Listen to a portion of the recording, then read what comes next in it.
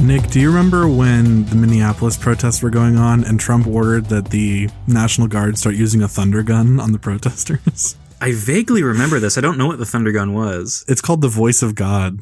And it's a thunder gun that, like, you know, it just uses sonic energy to, like, make you go deaf and also knock you down and give you a headache. And do you remember that? Oh, yeah. Okay, yeah, there was something. I don't know if this is the same thing, but they used something in the protests, and all the protesters said it felt like they were on fire momentarily. Like it was like a huge heat wave. Yeah. And that might be like a thing people misremember, like Havana syndrome. I was just about to bring up Havana syndrome. Okay, because I don't know exactly what that is, but I remember hearing that. I'm like, oh, fuck, we really are... This is a police state ready to happen. I remember Havana syndrome was described as, or at least by some, as people who felt like they had jet lag when they hadn't flown. Mm-hmm. And so Voice of God, maybe a similar thing of like, I'm disoriented, whatever. I ran into this guy today where I wish I had the Voice of God weapon on me. I got accosted in a public place that I have to, for my job, I have to frequent this place for at least part of the day, a lot of days. And there was this guy who was like, "Excuse me, young man, I see you in here a lot, and may I ask, are you doing such and such?" And I was like, "Oh, yeah." And then he had a similar type of job, I guess. So he started telling me a little anecdote, and I was like, "Okay, I'll humor this guy. You know, I'm not in a rush. I'll let him talk to me." And the anecdote went on and on and on, and it became clear that he was either trying to sell me something or just crazy. It was a cold open, yeah. Yeah, and but he was dressed normal, and he I don't know, like he had a wedding ring, which doesn't necessarily mean a lot, but you know, he didn't seem like a vagrant.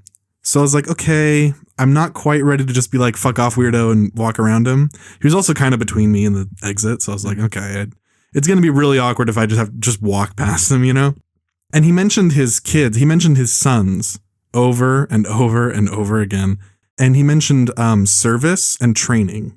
Mm-hmm. So I thought, oh, okay, military family, or sons went into the military. And he talked about how he helps people and how he used to help people professionally, but now he does it because he's retired. Now he does it just for the rewarding feeling.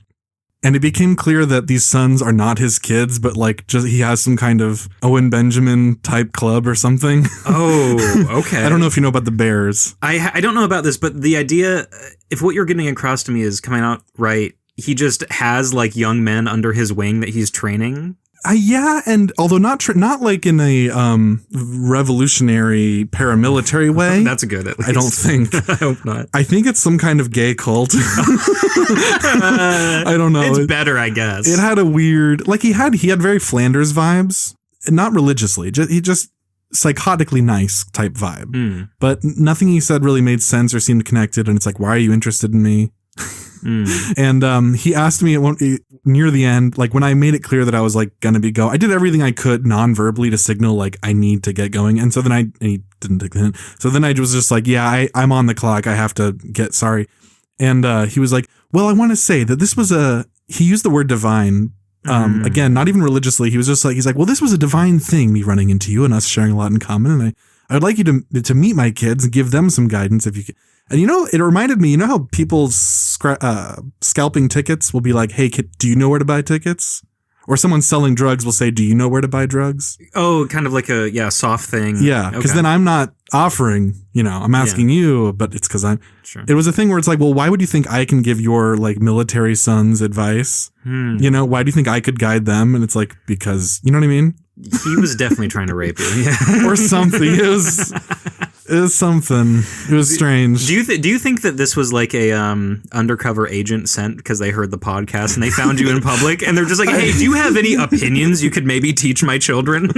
I didn't quite think that, but if I'm being honest, the thought did go through my mind of like, I should not tell him my name because I am Googleable now. Yes. I mean, I guess I always was, but like, you know, there's a little bit more and it's like, you know, I need to be careful with who and in my mind, I'm like, okay, I'm going to have to tell him a fake name if he asks me. And he did ask me, and I instinctually said Nick. Oh, God damn. Didn't give a last name. He didn't ask for one, but he's like, what's your name? And I just, without skipping me, I just went Nick. God damn it. I'm a hack. I can. So I got to get you one back. Yeah. Damn. I need to think of what I'm going to do as recompense. What kind of person I'm going to say. And yes, my name is Caleb Linder and my address is come have sex with me. Do you think he's like this is a good segue. Do you think he might be some kind of benign sugar type? Like he's a holistic assassin, but for gayness or something? He flips the coin, but he's just like, oh, you lost. That would have been scary, right? Just leaves. Yeah. I'm not going to blow your head off with my scary shotgun. Yeah. He might be at so-and-so's house right now if we're living out the plot of No Country. You know what I mean? And then you get a call and you say, is she there? And he says, not in the sense that you mean. That's terrible. But it's because his sons are like doing push-ups with her. Yeah, he's just normal. Yeah. Oh, that's terrifying. Yeah. But ladies and gentlemen, welcome to our book club episode. We kind of did a piss poor job of announcing this. We did in the past mention that we were going to be reading phase 2, this. I think, right? I believe so. Yeah. We should have announced it honestly in every episode we did from that point Probably. on. And we will do it with our next book that we will announce at the end of the episode. Sure. But we read No Country for Old Men from Cormac McCarthy. I'd always wanted to get around to this. I liked the movie quite a bit when I saw it. I thought it was pretty dang good. The only other Cormac McCarthy book I read was All the Pretty Horses, which I did not care for. Yes. And in our friend group, apparently that makes me Adolf Hitler Jr. because I had problem with his form and his writing. Yeah. And not really any of the plot elements, but it was a very funny argument. It was we were all drunk, so it's hard to say how long it took, but it was at least 20, 30 minutes of mild shout. I say mild shout, like we were shouting, but it wasn't like I'm angry. It was more just like, no, you are gay. Yeah. Yeah, just screaming. It wasn't that nonsense serious. over and over again. Yeah. I remember that you took issue with the untranslated Spanish. Yes, so my problem, which this book does not have, No Country is a better book. It totally has it. I'm saying it's not a problem in this book. Oh, okay. So, okay. And I will explain why when we talk about it. It's actually done better here. And I was like, finally, Cormac knows how to write a book. Kidding. But yeah, the problem I had in All the Pretty Horses, which is the first in, what is that trilogy called? The Border Trilogy. The Border Trilogy, thank you. There are sometimes at least a page of dialogue that is written in Spanish that is untranslated, just pure Spanish. And as somebody who doesn't speak Spanish, and these aren't like easy words of just like, dinero, agua. There are actual sentences because the character in there, Grady, I believe. John Grady Cole. He speaks Spanish because he lives in, a border county of Texas, and he goes to Mexico somewhat frequently and had a nanny that I believe taught him Spanish in there. I really just dislike this because I'm just like, okay, well, I'm trying to look for cognates and sometimes I'm just not seeing it, Like I speak a little bit of French, so I can be like, okay, well, Romance language, blah, blah, blah. But most of the time I was just like, what the fuck is he saying? And I thought that was actually a very terrible way to write a book because you could either do one of two things. You could do the thing that they do in No Country where the sentences are very simple, where like in one of the first chapters, there's a guy bleeding out in a truck and he asks Llewellyn Moss he goes like agua or something. Or Dios. And you're like, I know Dios. Yes, exactly. So at that point, I'm like, okay, I know the cognates and I understand what is being said here. Yeah. That is good. I'm okay with that. But when you have full sentences that don't have a lot of cognates, I don't like skipping over full pages of a book that I'm trying to get myself invested in.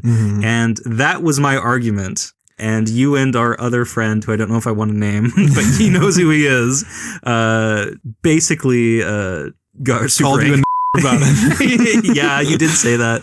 Our argument, I guess I won't speak for him. My argument, and if I remember correctly, I think he agreed with me at least 90% of the way on this. My argument was, because in All the Pretty Horses, like it's not prose written out in Spanish, it's dialogue, but there are like monologues. There are two people talking in Spanish, 4 pages on end of not small text. So it's, it's a lot of words when we say it's substantial, pages. Yes. And my take was reading it. I mean, I'm not great at Spanish. Like I did Spanish in high school, but a lot of it left my memory because I didn't use it. Me reading it, not using a translator. There are sentences or parts of sentences where I was like, I don't know what's being said, but not speaking the language and that forcing me to slow down and try.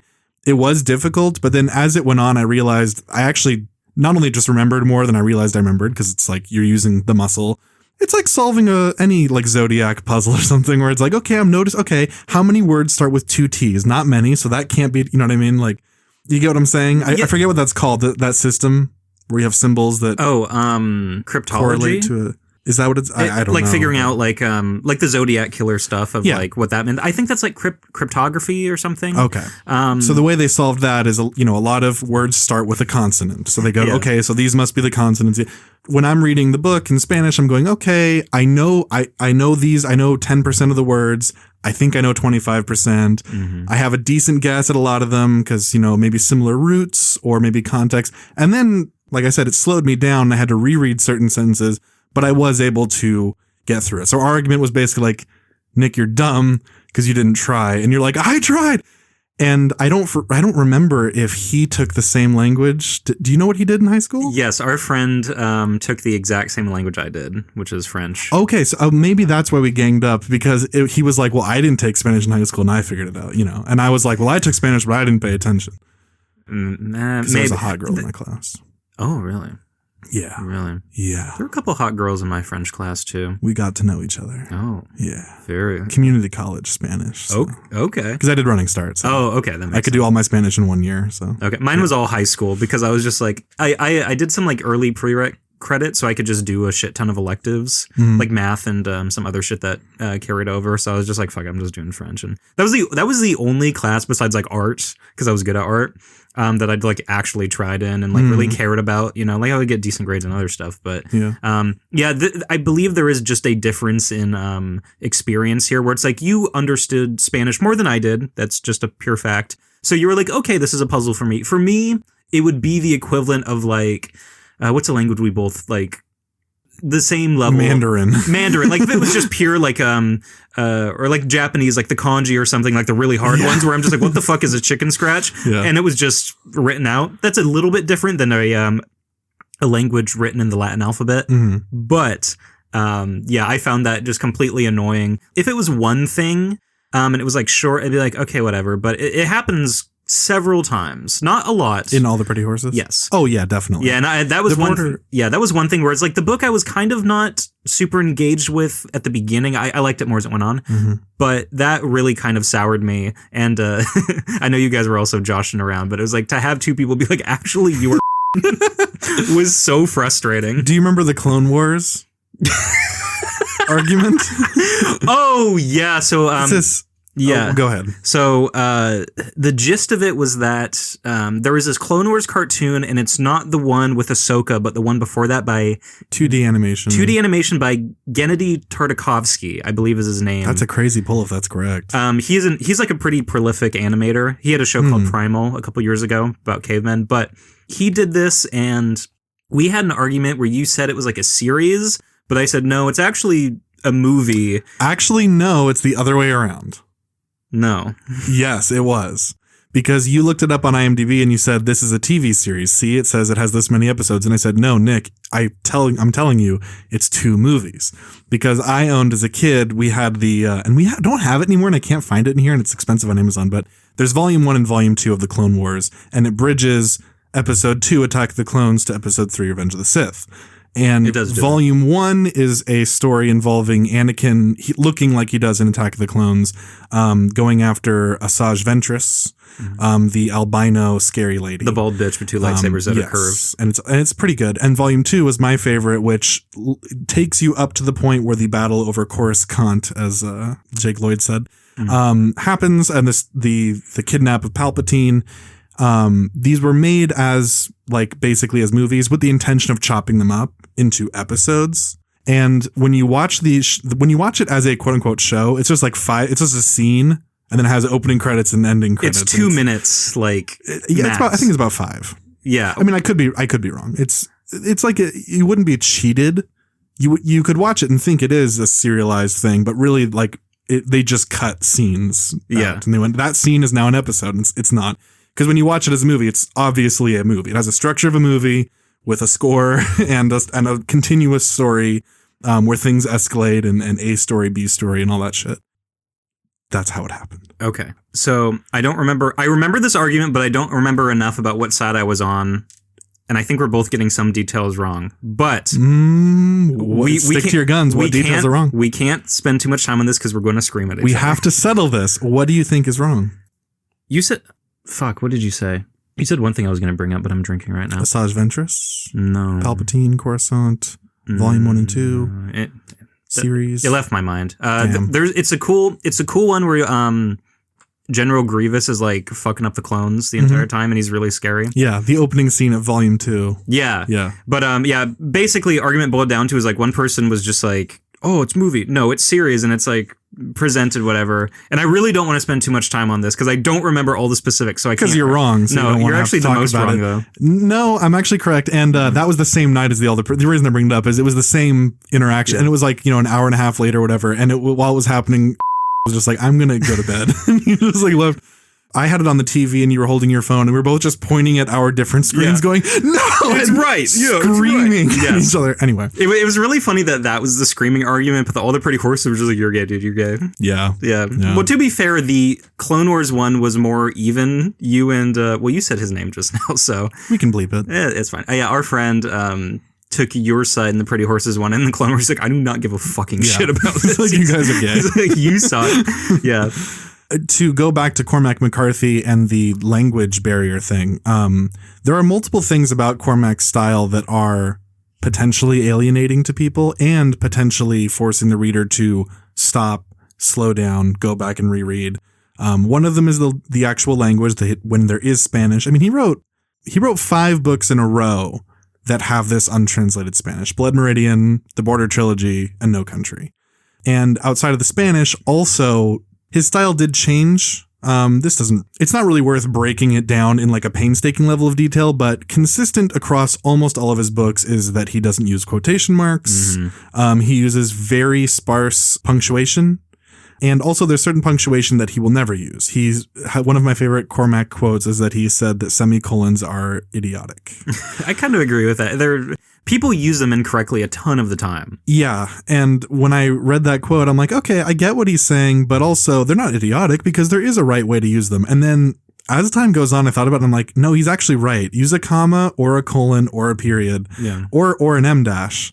And each of those things I just mentioned, they all have specific functions. And a semicolon, it's really loose what it means. I remember when I was learning about this in school, like all the punctuation, I remember my teacher said something about like, oh, a semicolon basically connects 2 things that could be 2 separate sentences. And I remember as a kid being like, well, why not put a period and make them 2 separate sentences? Yeah, or use an em. Like, for what you just said, that exact definition, like that's the same thing we were I mean, that is the definition, I guess. Okay. But it's like in prose, that's what an em dash is for, I got out a thought or part of a thought and I'm adding on or slightly changing or modifying it, but it wouldn't make sense to cut off that thought with a period. So I'm using an em dash. Like in prose, that's what that's for. And Cormac's like, yeah, semicolons are And when Cormac was not making a living as an author, which was actually more than half of his career, he edited books sometimes for money. And there was a scientist, I believe, or a mathematician who was friendly with Cormac. He had a lot of science.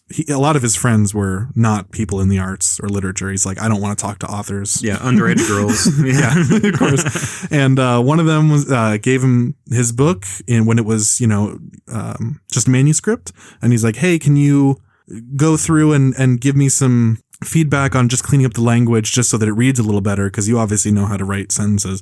And apparently when Cormac returned it, most of what he did was just cut out punctuation. Oh, okay. It's almost all, and it read way better. He's just like, these don't have to be 3 sentences. This is one thought. Just put an and there.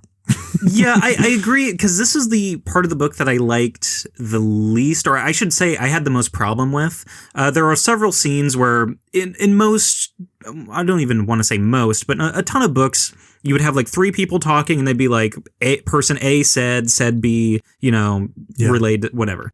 In this one, there are scenes, especially with the police, with Sheriff Bell and the guy from like ATF or something like that, where there are multiple people, more than 2, in a scenario, and there's no signifier of who's talking. You can tell most of the time. This was my biggest bone I had to pick with this book. And it's really funny because when I told our friend about this, where I'm just like, this was the biggest grievance, and it's not even huge, but when I told him that, he said Caleb is going to kill you, which I don't think is about this book, Not All the Pretty Horses, specifically this book, where I said that the lack of like who was talking in a lot of scenarios, especially when with the police, when a lot of them talk the same, and you can make the argument you can make is that Sheriff Bell does speak in a more like old man way, but when it's like 2 words per sentence and it's just like for a page, I kind of lose it in my head who's talking. You can easily lose your play because if you're reading a dialogue exchange and you are following who's who, and then like your cat meows, and then you have to look back at the page, you're like, wait, I forgot.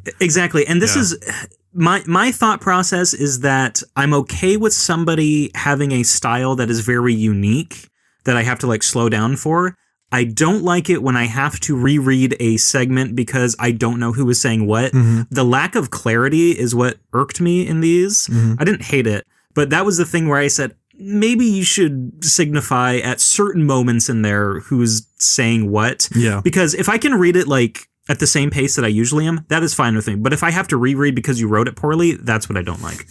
Yeah, I think that because he will have language in there that does help nudge you, but there's definitely less of it than almost anyone will need.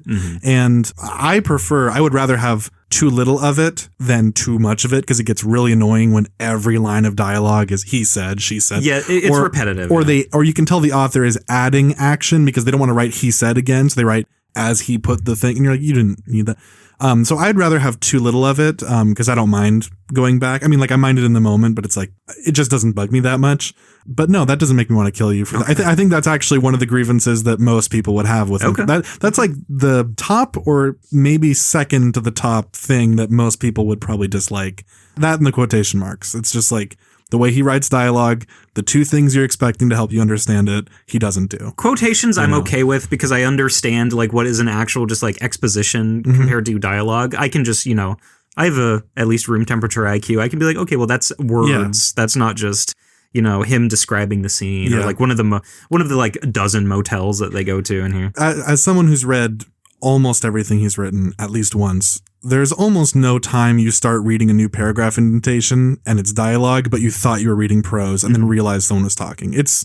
You kind of know from the first word that you're now reading dialogue. Exactly. If I had to say something as like a big blanket statement, the biggest problem that I had with All the Pretty Horses that No Country remedies almost entirely except for the dialogue is just clarity.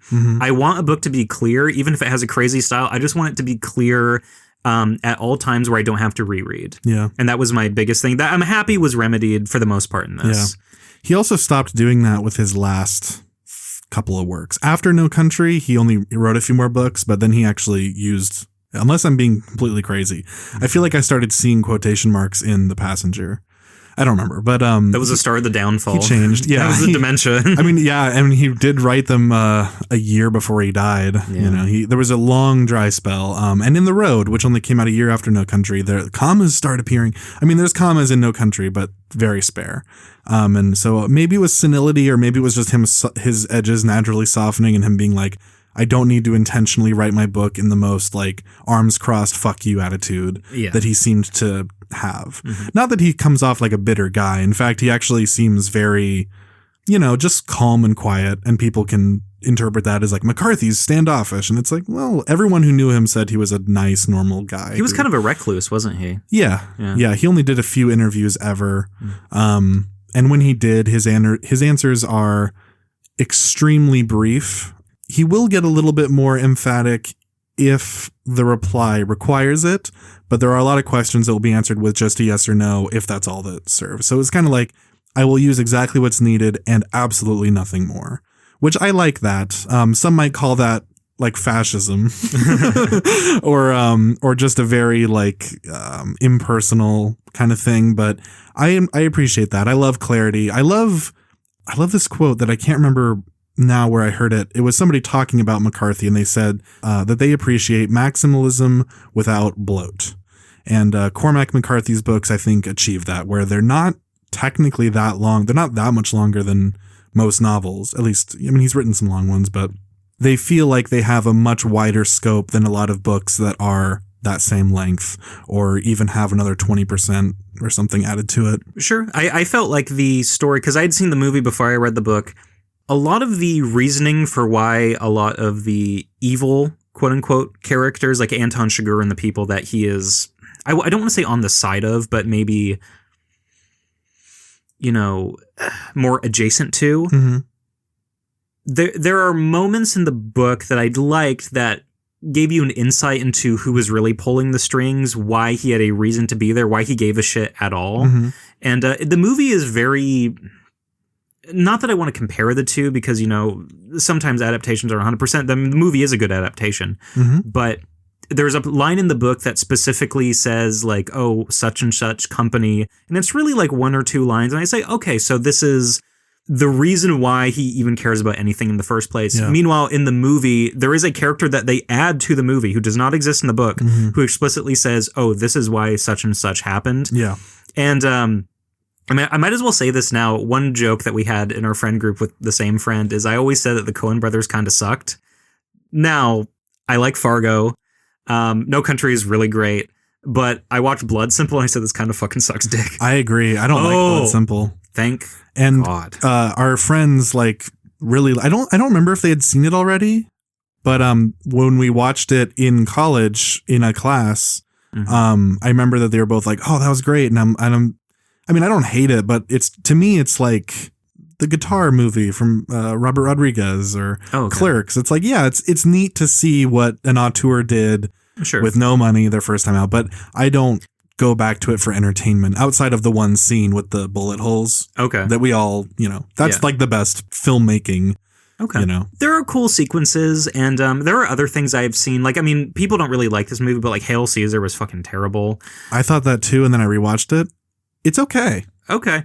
And then the one that I kind of butt heads with a lot of people is I think Burn After Reading is fucking boring for most of it. Really? Now, the scene in the closet is really good. Yeah.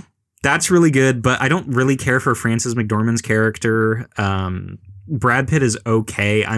Whoa. John Malkovich, I know that, if I say I don't really care for him, the character he's playing is funny, but he does nothing for me. And by the end, I said, that's it. That's all that happened. So I jokingly say the Coen brothers suck. I didn't see that fucking Macbeth movie. And I know the other one with his lesbian wife is making dog shit now. Dude, that was the worst movie I've ever seen. Okay. But I haven't seen a lot of their stuff like The Crossing or like Barton Fink or oh, wow. other shit. So I'm saying this kind of in jest, but I butt heads with most cinephiles where I think that the Coen brothers make more dog shit or movies that kind of stink than people give them credit for. Yeah. So I'm not a hater, but I feel like people need to critique them more. This is a thing of just very briefly, in film score, you have the pretentious Letterboxd film bros who are just like, I watch every Tarkovsky movie and then the minimum is 4.5 stars. I'm like, no, I've seen Nostalgia and that movie is fucking boring. I have a Criterion account. I've seen it. It's all fucking boring. Stalker's good, but a lot of the other stuff like Sacrifice, whatever. Parts of Sacrifice. Okay, I'm getting too angry. But the point is that people need to critique these huge figures in filmmaking more that seem just they're not beyond reproach. Exactly. Which a lot of film fans seem to have that opinion. Yeah, and some people will be like, well, I didn't like Boxcar Bertha. It's like, well, no, you need to critique fucking Casino, actually. Yeah. Yeah. Geez, there's so much to get into there. We can talk about the Coen brothers. I guess I'll say we'll put a pin in No Country, the film and book for a moment, because this will come back into play when we do discuss the movie, because I would like to compare them, because there's valuable stuff, I think, to compare. I think so, too. But going back to the Coen brothers real quick, I don't know how much of their stuff you've seen, but I'm guessing it's probably not that many more than the titles you just mentioned. Everything I've mentioned, I believe, is the extent of what I've seen. Okay. So I understand your opinion because you've seen a couple of the great ones and mostly a lot of the normal or not great ones. There's a lot of stuff. The Coen brothers are, in terms of the amount of output that I love, they're probably top 5. Woody Allen's made probably 12 movies I love. Scorsese's made I don't know, maybe 8 or 9. Kubrick, 7 or 8. And then Coen brothers, they've made together something like 20 films, and I love 12 of them. And I like 5 of them. And then there's a few where I'm like, yeah, I don't care. Okay. The only thing so far you've mentioned that I'm like, hang on, you're wrong, is Burn After Reading. The boring thing, I get that if you're not liking something, you're going to be bored. But that movie is very short and it has a very big cast. So it's even if you're not vibing with a scene, it's it's going to be over with fast. So that kind of strikes me as odd. Just in a general sense. I mean, the biggest critique I have at the end, I'm just like, it's a big so what, where I'm like, I didn't really feel invested with the characters. And that's just a personal opinion. That's fair.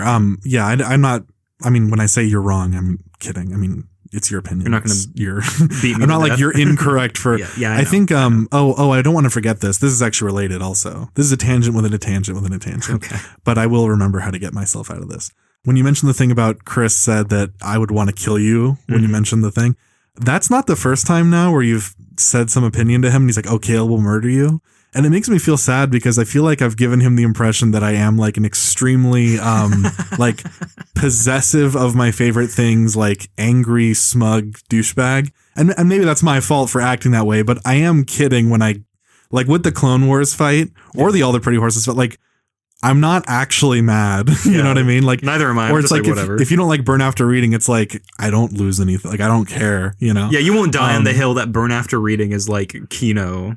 No, I mean, like, I think it is, but I'm not going to fight. It's a comedy. Like, there's nothing more subjective. And not only it's a comedy, it's a black comedy that is about the most despicable people doing the craziest bullshit.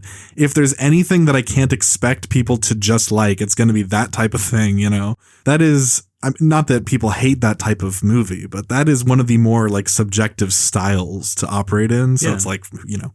Anyway, with the Coen brothers, I really quickly want to just gauge. I want to ask you a couple of things and see if you've seen it. Have you seen Raising Arizona? No.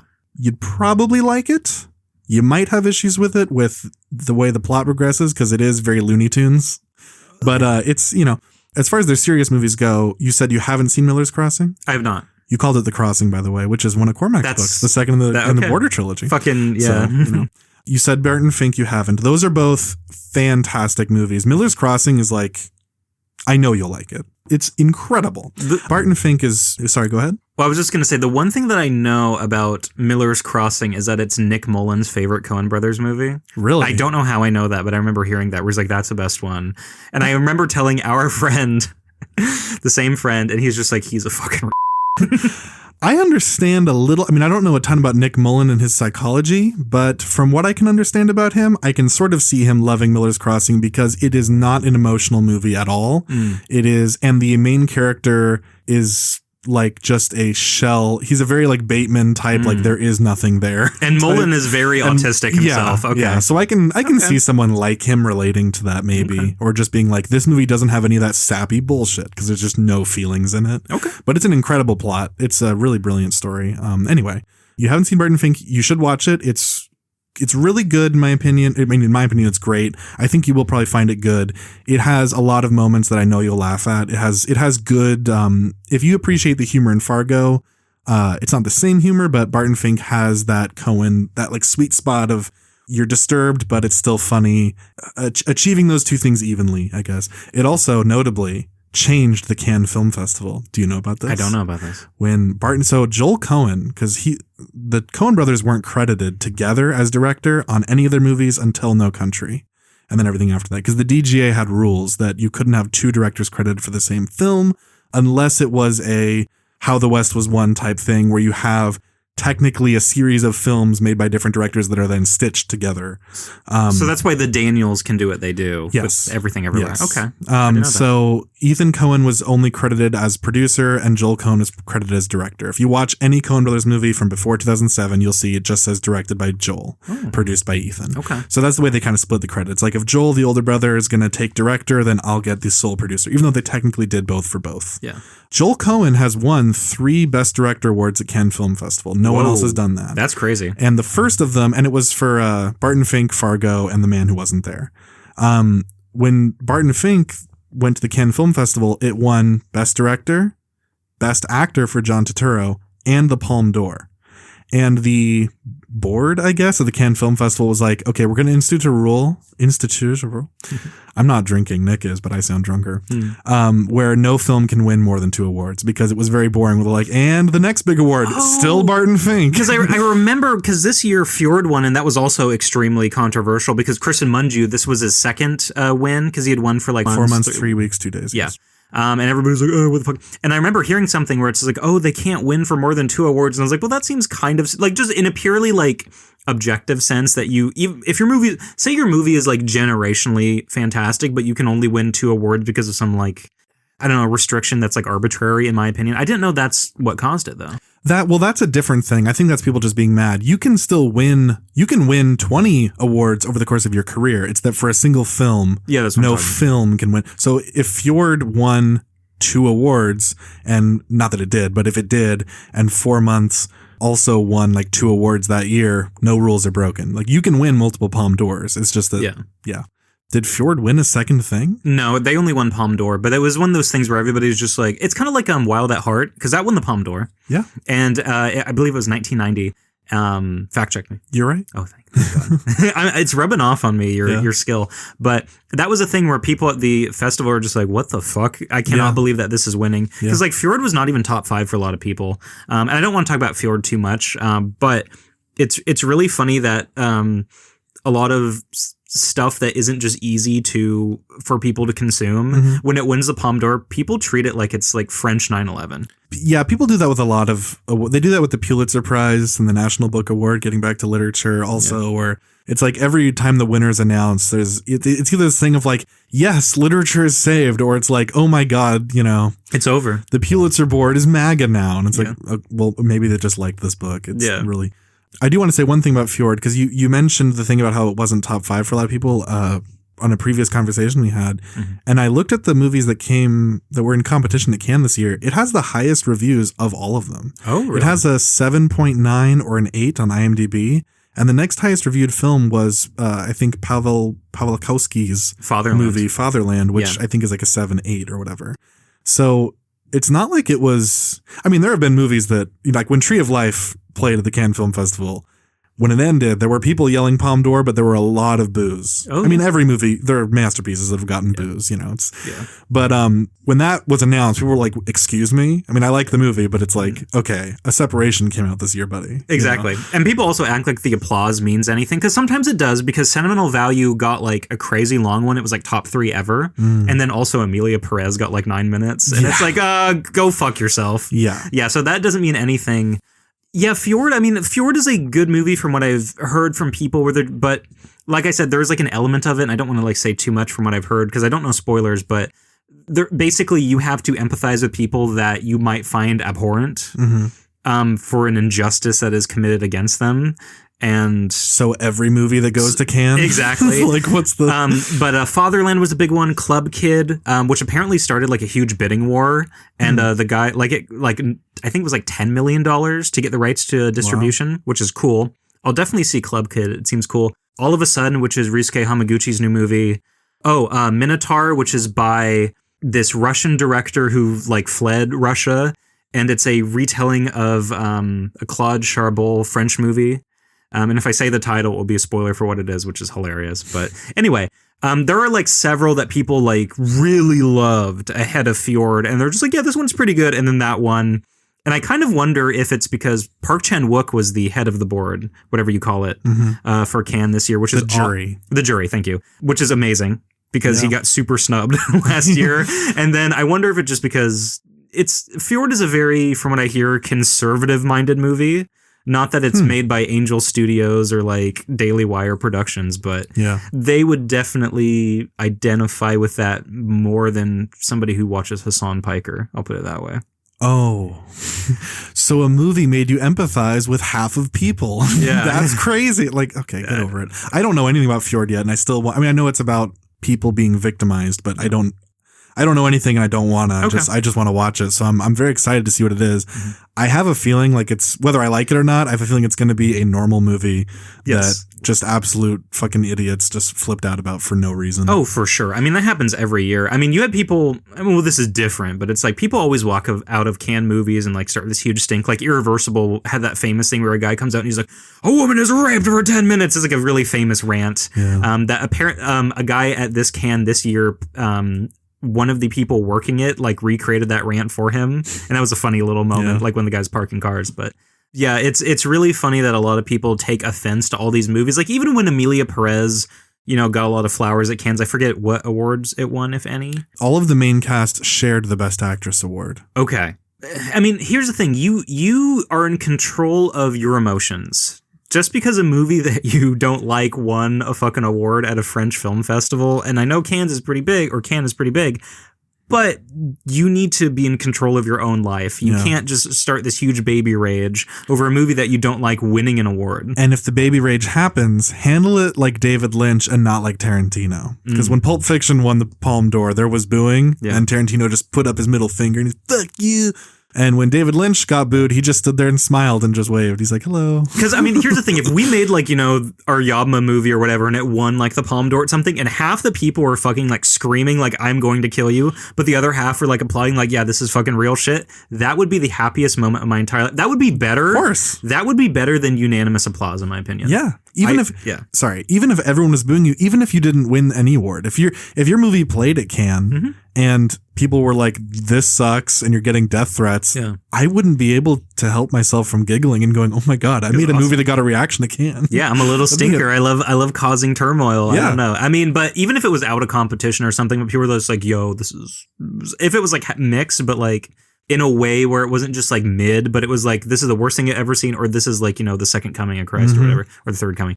That would be my favorite memory of all time. Yeah. If I had the opportunity to do that, I want to make the most transgressive bullshit. We need to do, with our Yobma film, we need to achieve something like The Celebration, because the only reason that didn't win the Palme d'Or, in my opinion, is because the jury, the rumor is that because that movie had the most positive reaction at Cannes that year. Vinterberg has told the story that the movie's playing and everyone's just dead silent. And he's like, oh God, they're going to hate it. And then when it ended, it was like thunderous applause for like 10, 12 minutes. It was just like the most enthusiasm he'd ever seen. Yeah. And then it didn't win.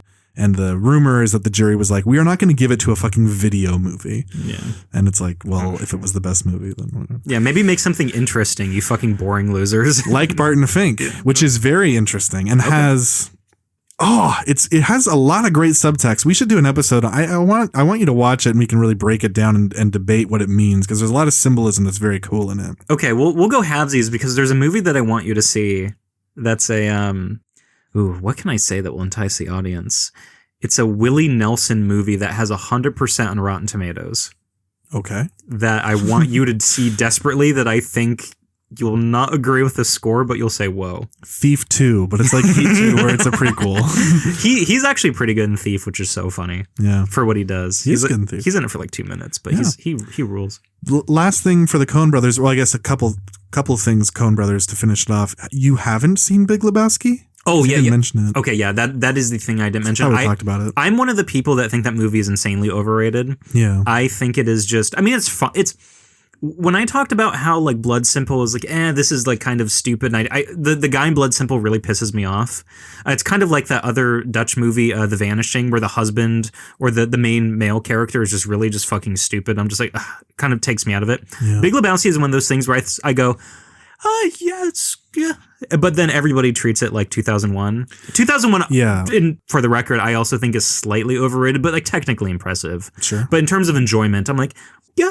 But most people treat it like it's a 10 out of 10. I just don't agree. I agree that it's overrated for sure, because people get very annoying about it. I mean, I love it. Like, I think it's perfect. John Goodman in it is fucking hilarious. Oh, everybody is. One of the best. Most people in it are giving performances I like, but the plot just doesn't do anything for me. John Goodman's character in Big Lebowski is one of the best characters in a comedy, I think, ever. Like, in terms of how his character's written and his performance, that is such a defined guy. Yeah. Yeah, I love the Big Lebowski, but I think it is definitely overrated, because people do treat it like it's the best thing ever made. And it's all opinion, but it's like, okay, guys, get over it. Have you not seen Oh Brother Where Art Thou? No, that one just didn't interest me. It's great. Okay. It's a star-making turn for George Clooney. It's one of his better performances. Definitely worth it. He sings, doesn't he, in that? He fakes singing. Oh, I mean, like his character. Yeah. Okay. Yeah. The Man Who Wasn't There, also fantastic. Billy Bob Thornton. It's a noir from the Coen brothers that's absolutely worth it. And then A Serious Man. This is the last, like, absolutely perfect movie, in my opinion, that they did. They had a run from 2007 to 2010 where they made one movie a year that was, lauded. They made No Country, Burn After Reading, Serious Man, and True Grit. And A Serious Man is it's a Coen-y thing. It's a Coen tone. It's a drama, technically, with a lot of humor in it. that is like one of the best existential dread, like depictions of existential dread and suburban cabin fever, I guess. I really don't know how to even, it's really special and almost nobody seems to remember it. And it's, when I watched, I'm like, this is an unparalleled masterpiece, like in terms of the storytelling. And it's really unique. You've never seen a movie quite like it. I just remembered a poll that it's a Coen Brothers, I believe, written movie that I don't think you've seen. This is a crazy poll. Have you ever seen Crime Wave by Sam Raimi? I don't know what you're talking about. Okay, so it's one of Sam Raimi's like worst reviewed movies. I think it bombed like insanely commercially and critically. I like a lot of elements about it. It's very creative and it's almost like slapstick, like Three Stooges. But it's written by, I believe, one of the Coen brothers, directed by Sam Raimi, called Crime Wave. Weird. And it's, I forget exactly what happens, but it's basically this guy and this girl are like, you know, one night in the city and there's like goons after them. And I might need to show it to you because it'd be like, why the fuck is their name attached to this? Yeah. It was a huge bomb and it almost killed like everybody's career. Do you know their connection? They, were they both like Michigan people? Because he was, Sam Raimi was like big in Detroit.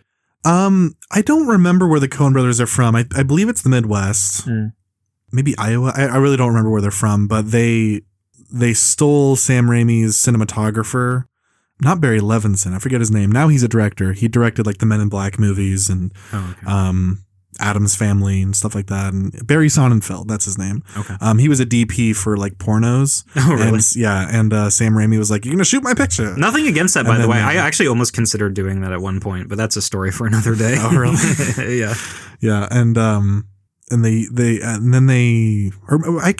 could be getting this wrong. Maybe Sam Raimi stole. I think they both used him, and they tried to recreate the kind of like there's Evil Dead type shots in early Coen Brothers movies, like in Blood Simple, the nightmare she has of the POV of like running into the house and running up the stairs and running right at her, like that is just an Evil Dead, you know. Okay.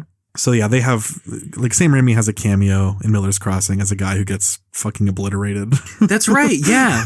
Yes. Or he's shooting at somebody who gets obliterated. Yeah. He's in a John Carpenter short from Body Bags. It's that one anthology one. I believe it's Sam Raimi or Ted Raimi. His brother's like a corpse who falls out of a locker. Oh yeah. Ted Raimi, yeah, the brother. He's an actor, and they look very similar. Yeah. He's in Spider-Man. I remember he's the guy in Spider-Man 2. Spider-Man 2 is a crazy cameos. It's every New Yorker ever that you've ever heard on Howard Stern. Yeah, Joey Diaz.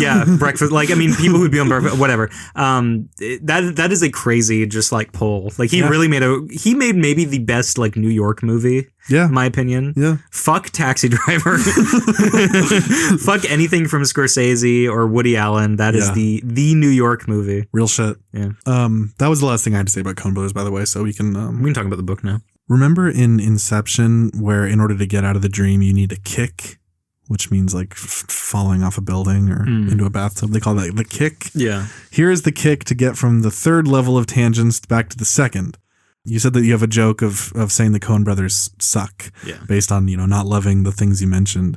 And you talked about the movie and you said, that No Country, I think you said it was like a good adaptation or fine adaptation. I forget the exact word you used. I had watched the movie pretty long ago. This might have been a Blockbuster rental, but I'm not exactly sure. But I do remember it fairly well. Yeah. And after reading the book, I'm like, oh yeah, the movie does it justice. Okay. It hits everything, and it is a good movie. I mean, I'm not going to say it's definitely their best movie to me. I mean, I like Fargo, but I mean, it's at least top 3. I feel like that's not even controversial to say for a lot of people. I would doubt it. Yeah. And I was just asking specifically as an adaptation, because there's the quality of the movie on its own, but it's like, judging it as an adaptation, I think you said they did a good enough job. It's a good adaptation. Okay. I mean, there are some things that they changed where I'm just like, I wouldn't. A lot of the changes that they might have made, like I didn't rewatch it for this. I just didn't have time because I was doing other stuff for the podcast. But the stuff that they might have changed is not like egregious whatsoever. Yeah, it's just things where maybe they did it to bridge a gap of information that you would get it from the book, but in like a 2.5 hour movie.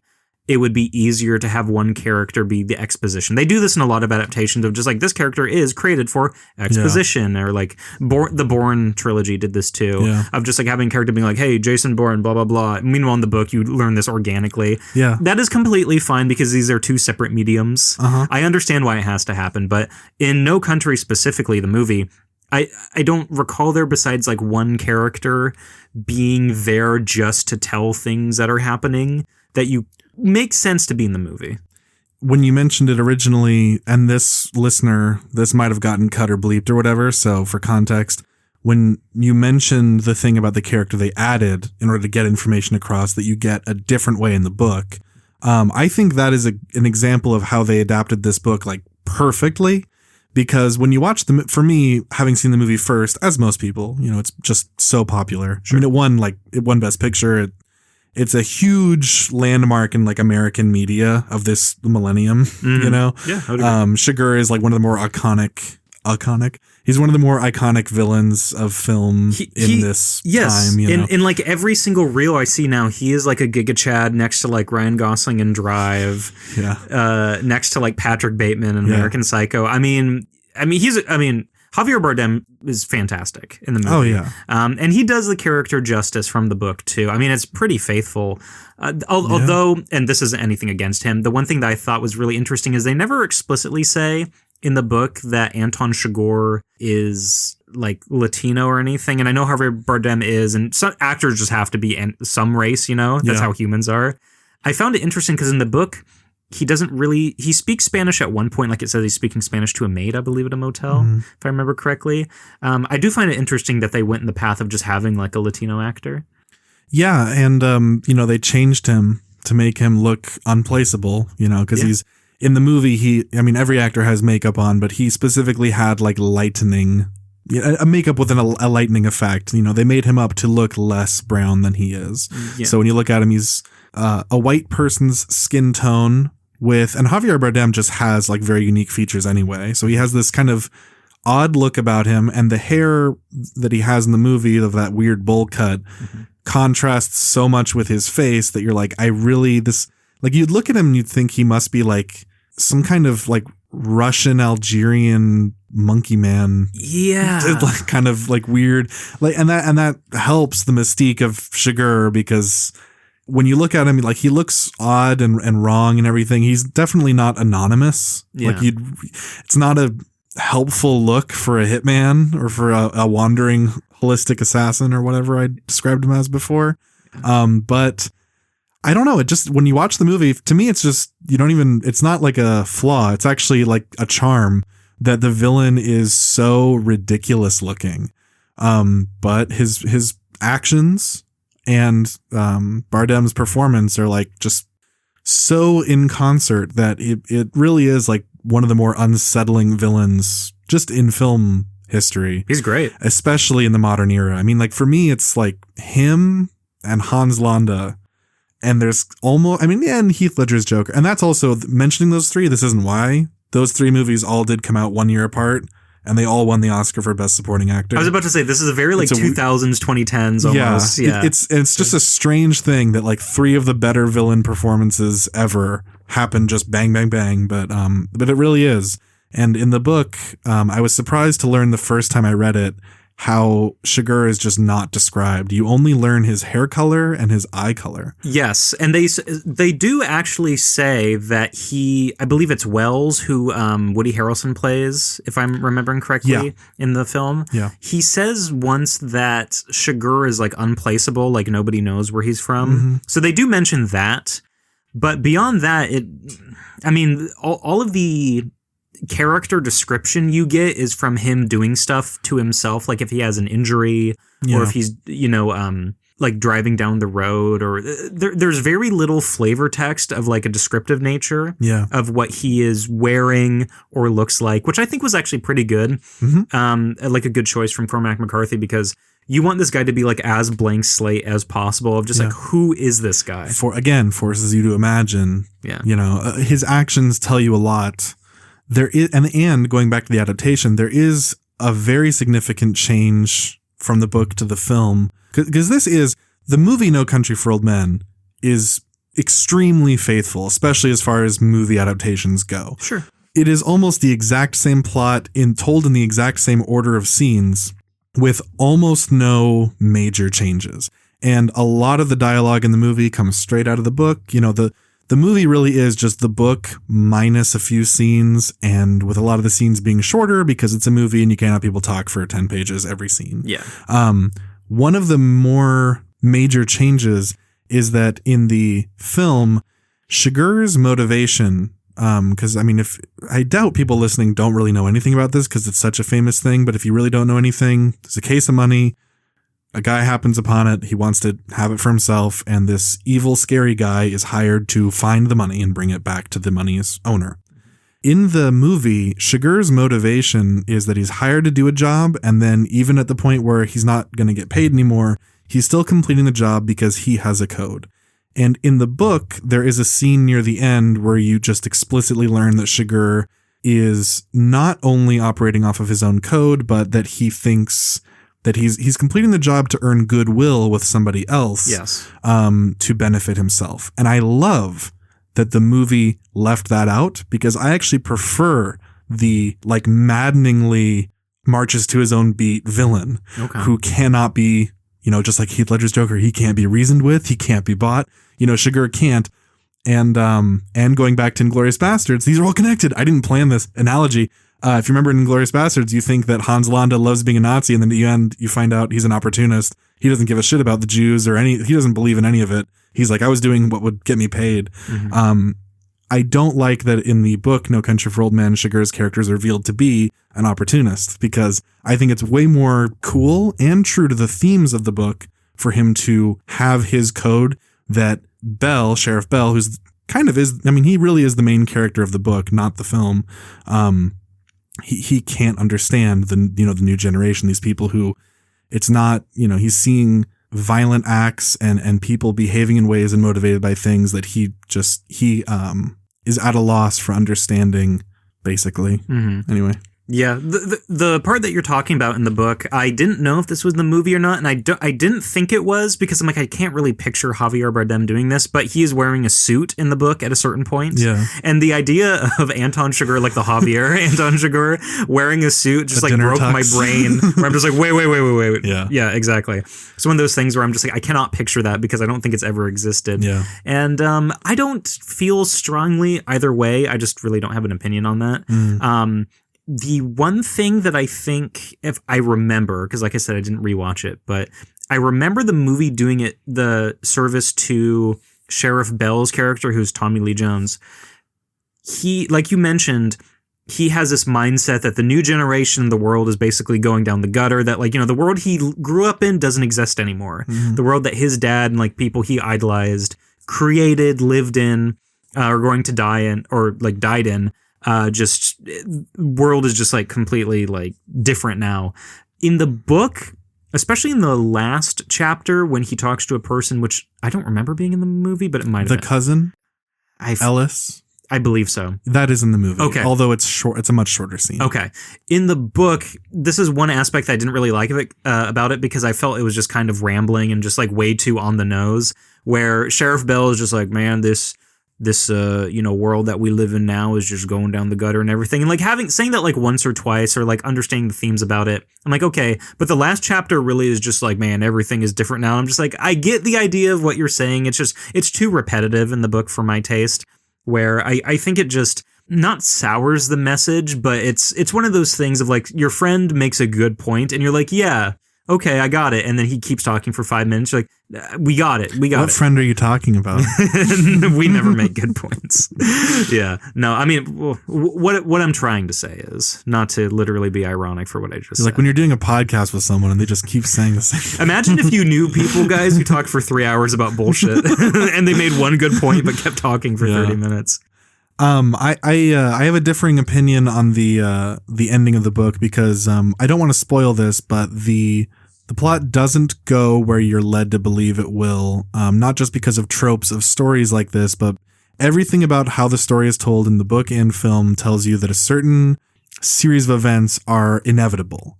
Sure. And you're expecting certain characters to perform certain actions that affect other characters, and regardless of the outcome, you're expecting certain confrontations, and you don't get them. And you get different confrontations, and it is intentionally like maddening how you don't get satisfaction on things that you really would want, which also lends to the theme. And the ending of the book, even though in the film it's done briefer because it has to be, in the book, the perspective of the older sheriff who's really behind the case, because, you know, you have your lead hero, Llewellyn Moss, with the money, you have your villain chasing after him, and you have your sheriff who's behind both of them. Mm-hmm. In the book, his little monologues, his asides, the italicized portions, they become more and more frequent and at an exponential rate. Yes. You know, where in the last third of the book, you're getting his monologues like really frequently. And then the last 20 pages, it's like, it's longer monologues than you've ever had. And then you'll have a tiny bit of prose of catching up to speed on actual actions and events. And then you're back in his mind. And I like that kind of speed up effect because I think it's a haunting portrayal of the way that as you get older, time goes faster. And then if you're hung up on something, you're even more hung up on it than the way a young person would, where he's really like, I have my wife who's very nice and sweet, mm-hmm. and I have this beautiful little home, but my job is dealing with all this ugliness. And he has, you know, repressed issues and trauma, clearly, that you learn about at the end, that you don't learn anything about in the movie, which I think is a neutral change. I don't think it hurts it or helps it. It's just kind of like, okay. It's something that, yeah.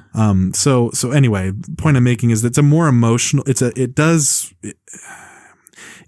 hammer that point more in the book. You're right.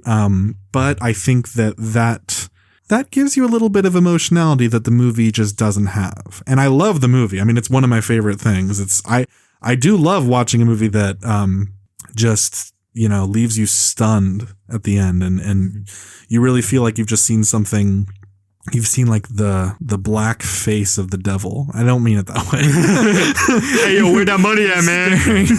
like the you know, The Exorcist, when you see Pazuzu or whatever for like a second, like you feel like you really are looking death in the eye. In the movie is just like, oh, so bleak. And I do appreciate that the book gives you a little bit of humanity, even if it is melancholic and a little too sentimental for some people. I'm guessing maybe too much for you. In the book, I just felt like he hit his point. He just kept talking, and eventually it started to get like you ever listen to like the old members of your family, like your grandparents or something, and they're just like, back in my day, the cinema cost $0.25, and you're like, well, yeah, things are shut up. Like, I don't want to hear this. It's a little different. I'm being a little facetious. I actually can't relate because I've never known either of my grandfather. I've never met one of them, and he's dead now. The other one I've met a few times, but never had any kind of relationship with. Oh, okay. One of my grandmothers I've never been close to because she literally lived really far away. And then even when she lived here, she has a lot of problems, and, you know, you can't really. Okay. And the last one, my other grandmother, is not one of those people. She's now it's different, but she was a very sharp woman who did not do the old person thing, thankfully. Okay. And she was she's still alive. I'm talking about her like she's dead. She has dementia, so she doesn't remember us now. But it's a little sad. But no, I can't. I've never personally had to suffer through that. Thankfully, I had a good grandma. So. Well, I feel like a huge now. But point I'm trying to make, like, for example, like a boomer in your family talks about like, oh, things used to be so good, and it's like, yeah, sure, whatever. But I don't like hearing this over and over again. Like, at a certain point, talking about the world you grew up in like no longer exists. It's like saying it once is like, okay, yeah, I get the point you're making. But especially in the last chapters, there's 13 chapters in this book, and 12 and 13's better, but 12 and I believe 11 if I had to think about it. But mostly 12 from my notes is just like, oh, society is going the way of the dodo or whatever the fuck people say. And it kind of soured me a little bit at the end because it was just so transparent and it wasn't artistically presented. And if you're going to talk about like, if you're going to reiterate that point, I would want something more artistically interesting. But for me, that just kind of annoyed me a little bit. And I want to talk about, so for people who haven't read the book or are going to, you mentioned something about how at the beginning of the chapters, there are this italicized part of it that is Sheriff Bell talking about it. One thing that I found was very interesting, and I wrote this down, they do not explicitly say or you can't 100% know that is Sheriff Bell. You can infer it, of course, but you don't know that until halfway through the book. In chapter 6 is the first time where he talks about his wife or himself, like maybe the third person where it says like Sheriff Bell. And I was like, oh, interesting now. Like I assumed it was him, but I was like, why? Why wait until halfway through? I don't even know if he was I don't know if Cormac, while writing it, was even waiting to reveal it. I think he just did it, and you figure it out when you do. Like, that's kind of, I think, his attitude on all of his writing. Like, he was not a plan it out and then write it type writer. Oh, really? Yeah, and that's why it sometimes took him forever to write. I mean, No Country for Old Men was started in the 70s. Oh, shit. And this came out, what, 80? The book was published in 2005. Oh, 2 years before the movie came out. Yes. Oh, okay. Now, he wasn't not like he was working out that whole time. I mean, he published like 5 books, and so it's probably like, I take it out, I work on it, I put it away, you know. Okay. I was completely wrong. It started as a movie script also, which is kind of why it's, you know, Cormac originally he wrote The Counselor, the Ridley Scott movie, and which is not good. That's right. You showed me that. Yeah, it's not. It's interesting. I can see how it could have been good if Ridley Scott didn't direct it and cast all of the wrong people.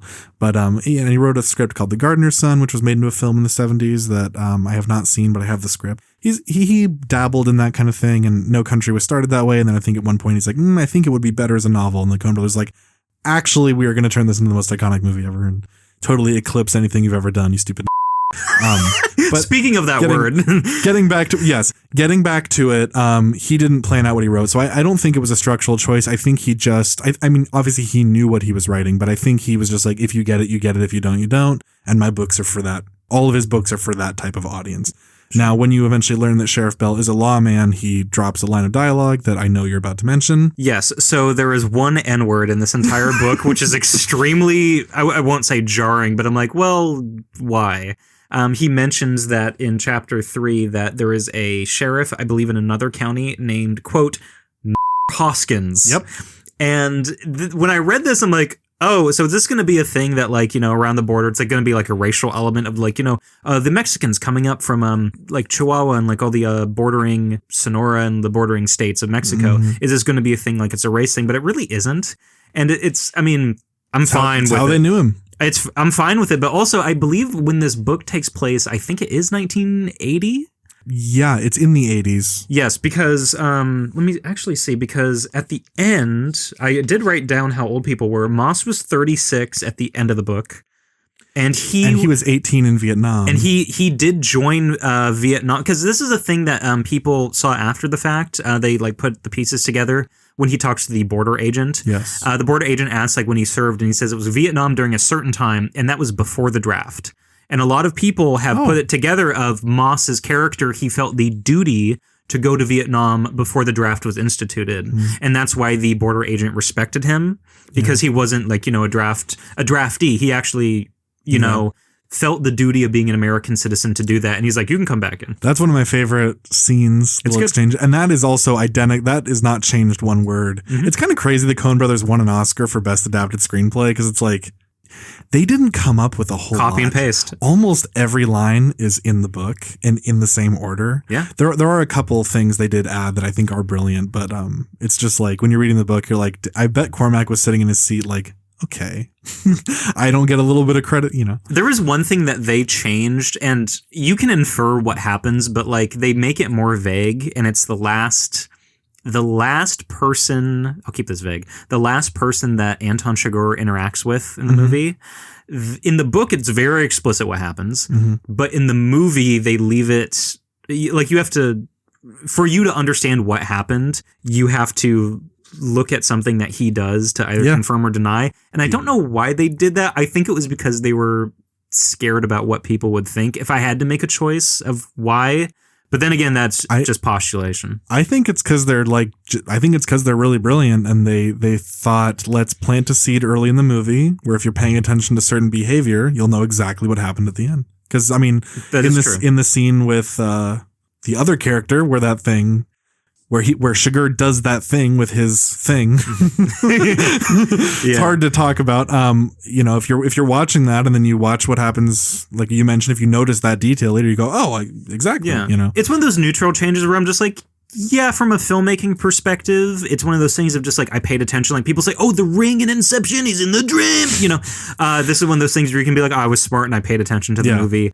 The book, it does explicitly says what it is. And also, even if that detail didn't exist, of when Sugar is leaving the place, which is what you're talking about, I believe. Yeah. Even if that didn't exist, you can also kind of infer what happened because of the two previous scenes, the one at the gas station and the one in the hotel, where there's a similar scenario and you can tell what Anton did, and you can tell that he would have made a different choice if different things had happened. So based on what you do see of that scene, you know that he wouldn't change his mind. Yeah.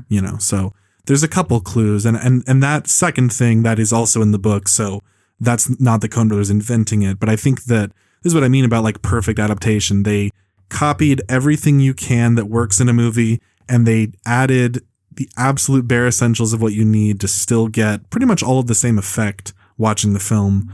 Like the ending, that final dialogue, that's exactly the same in the movie. It's much shortened, but like they didn't show it. As it's depicted in the book, he's describing that thing.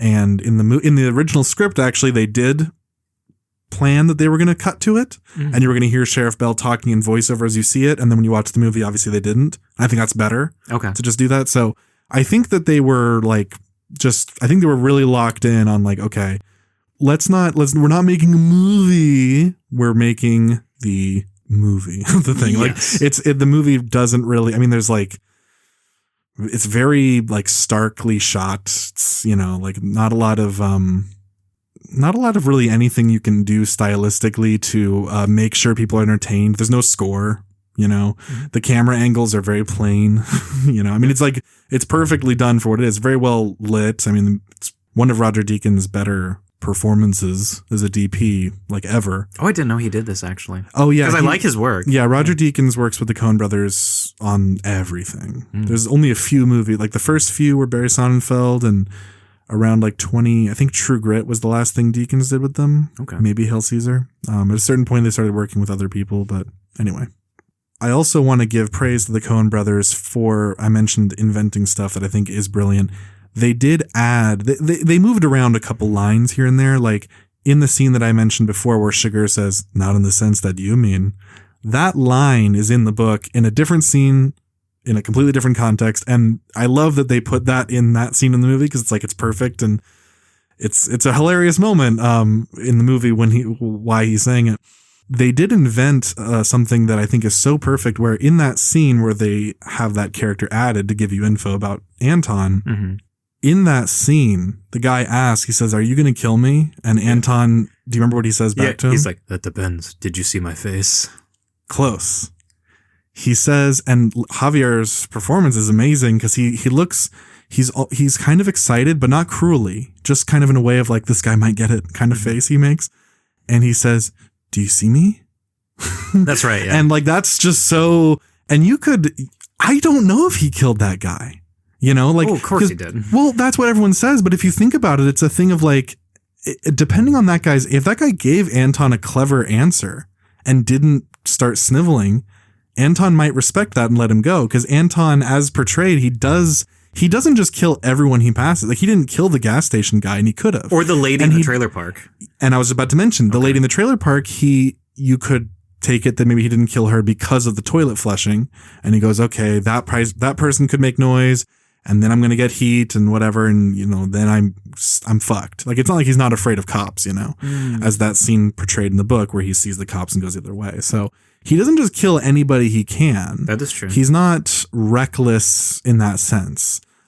He will kill if he has to, like the guy with the chicken truck, But anyway, the point is, I love that moment and that they ended the scene there, because that does tell you about his character, and it does, if you give it some thought, it does make you wonder if you really understand Anton, I guess, because you have to question, you're like, wait, would he do it? Or at least I do. I know a lot of people say, oh, he killed the guy. Yeah. I don't think it's as cut and dry. I think I'm in the camp of, oh, he definitely shot that guy. Because, I mean, if you're going to, in the sense of like what that scene is, what he does literally before talking to that guy, he would have no problem doing that. It would actually make sense from a tactical perspective. And he's very tactically minded. That's true. As we know, to just do that. But he's also smart.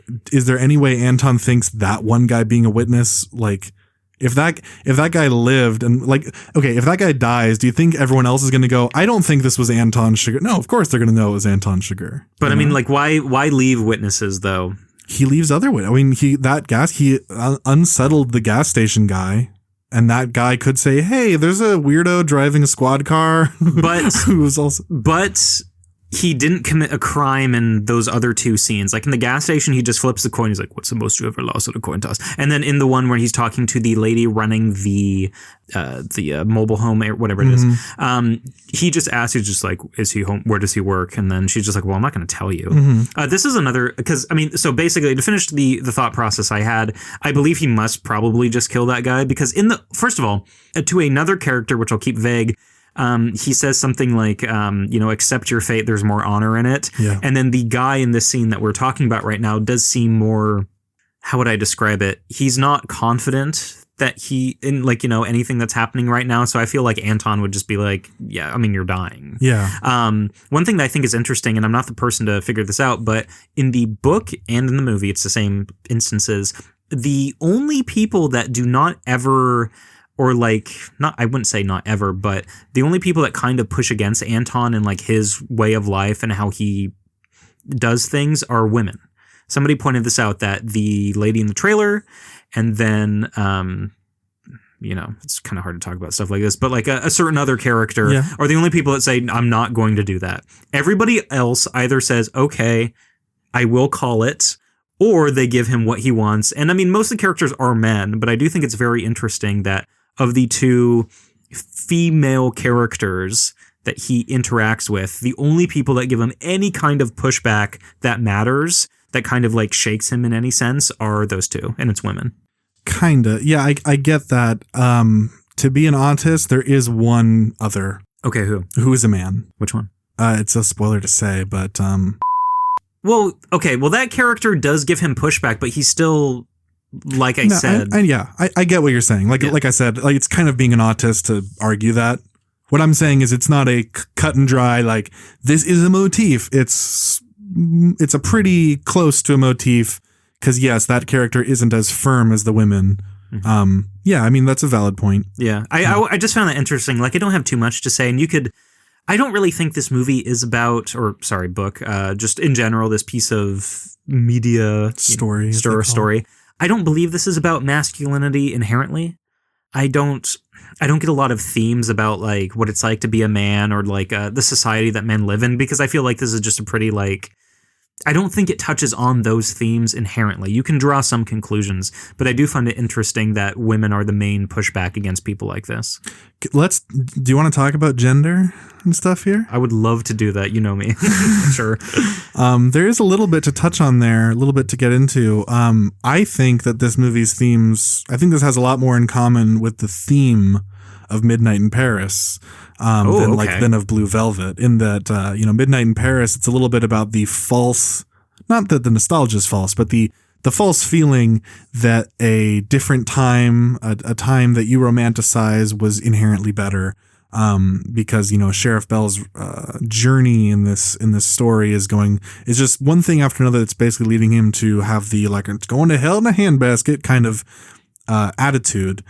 And information you learn near the end of the book where you go, actually, if you put things in perspective, what you're feeling is a product of aging, that all of your ancestors, all of the lawmen and everything, they also felt it. And, for sure, it's not that there are yes, society is changing. There is, technology and just improvements in how we can extend human life and how we can make better weapons to kill people. Like all the things that improve and change, they do change society, but human nature doesn't change. And that's a consistent, that's not really a theme necessarily, I would say, in all of Cormac's books, but Cormac, not in like a political sense, but ideologically, well, maybe he was a politic, I don't know his politics, but ideologically, Cormac, his books are very conservative coded. They're very like, it is what it is. You own everything you do. And that is a strong theme in No Country.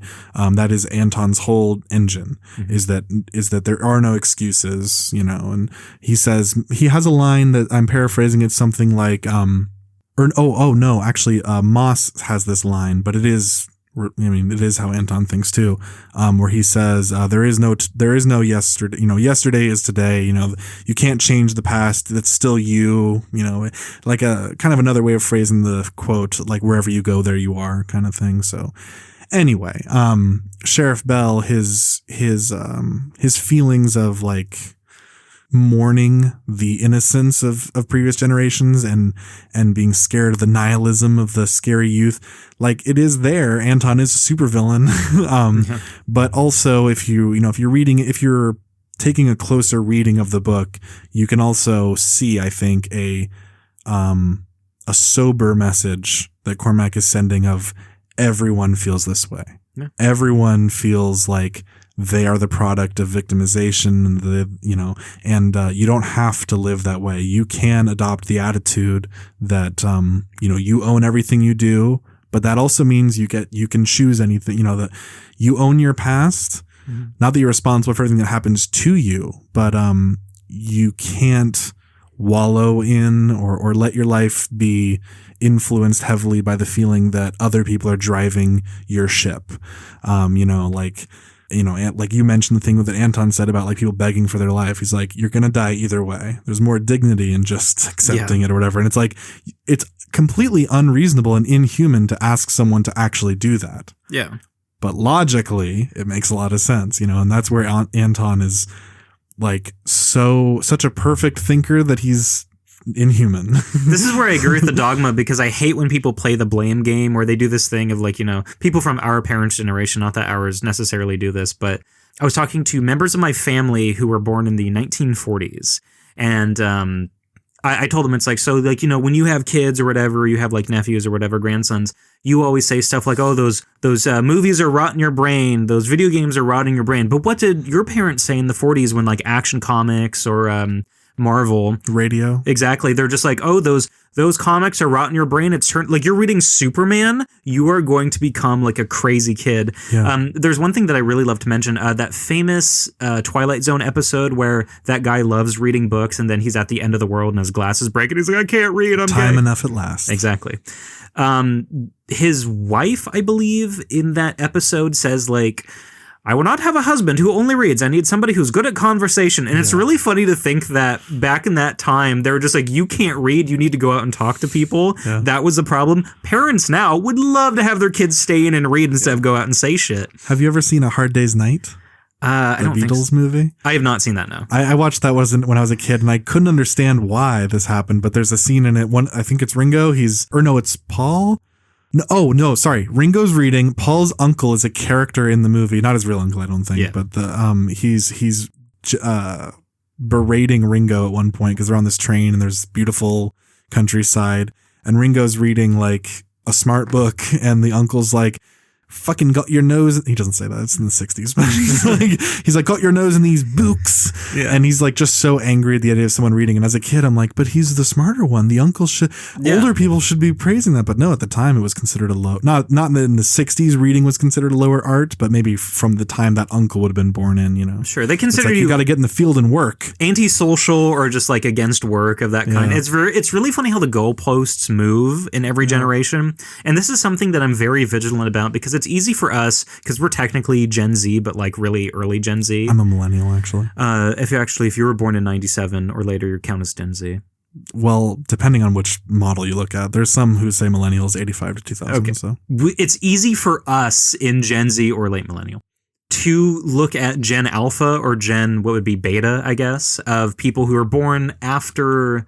When does Gen Z end? I think Gen Z ends like 2010 or 2012. But people born beyond that who are like iPad kids, who were raised during COVID and all that stuff, it is very easy for us, you and I, to be like, oh, these people, their lives are going to be so fucked up, or all they know is like to watch like, YouTube and play Roblox and have brain rot, tung tung tung sahur and all that shit. Mm-hmm. And it's really easy to just avoid all duty as a parent or as like a leader or like as an older brother, to be like, hey, I need to like guide these people in the right path. It is so easy for somebody like Sheriff Bell to be like, man, this country's going to hell in a handbasket. And not that he does anything necessarily bad, but I really do hate this notion that a lot of people have.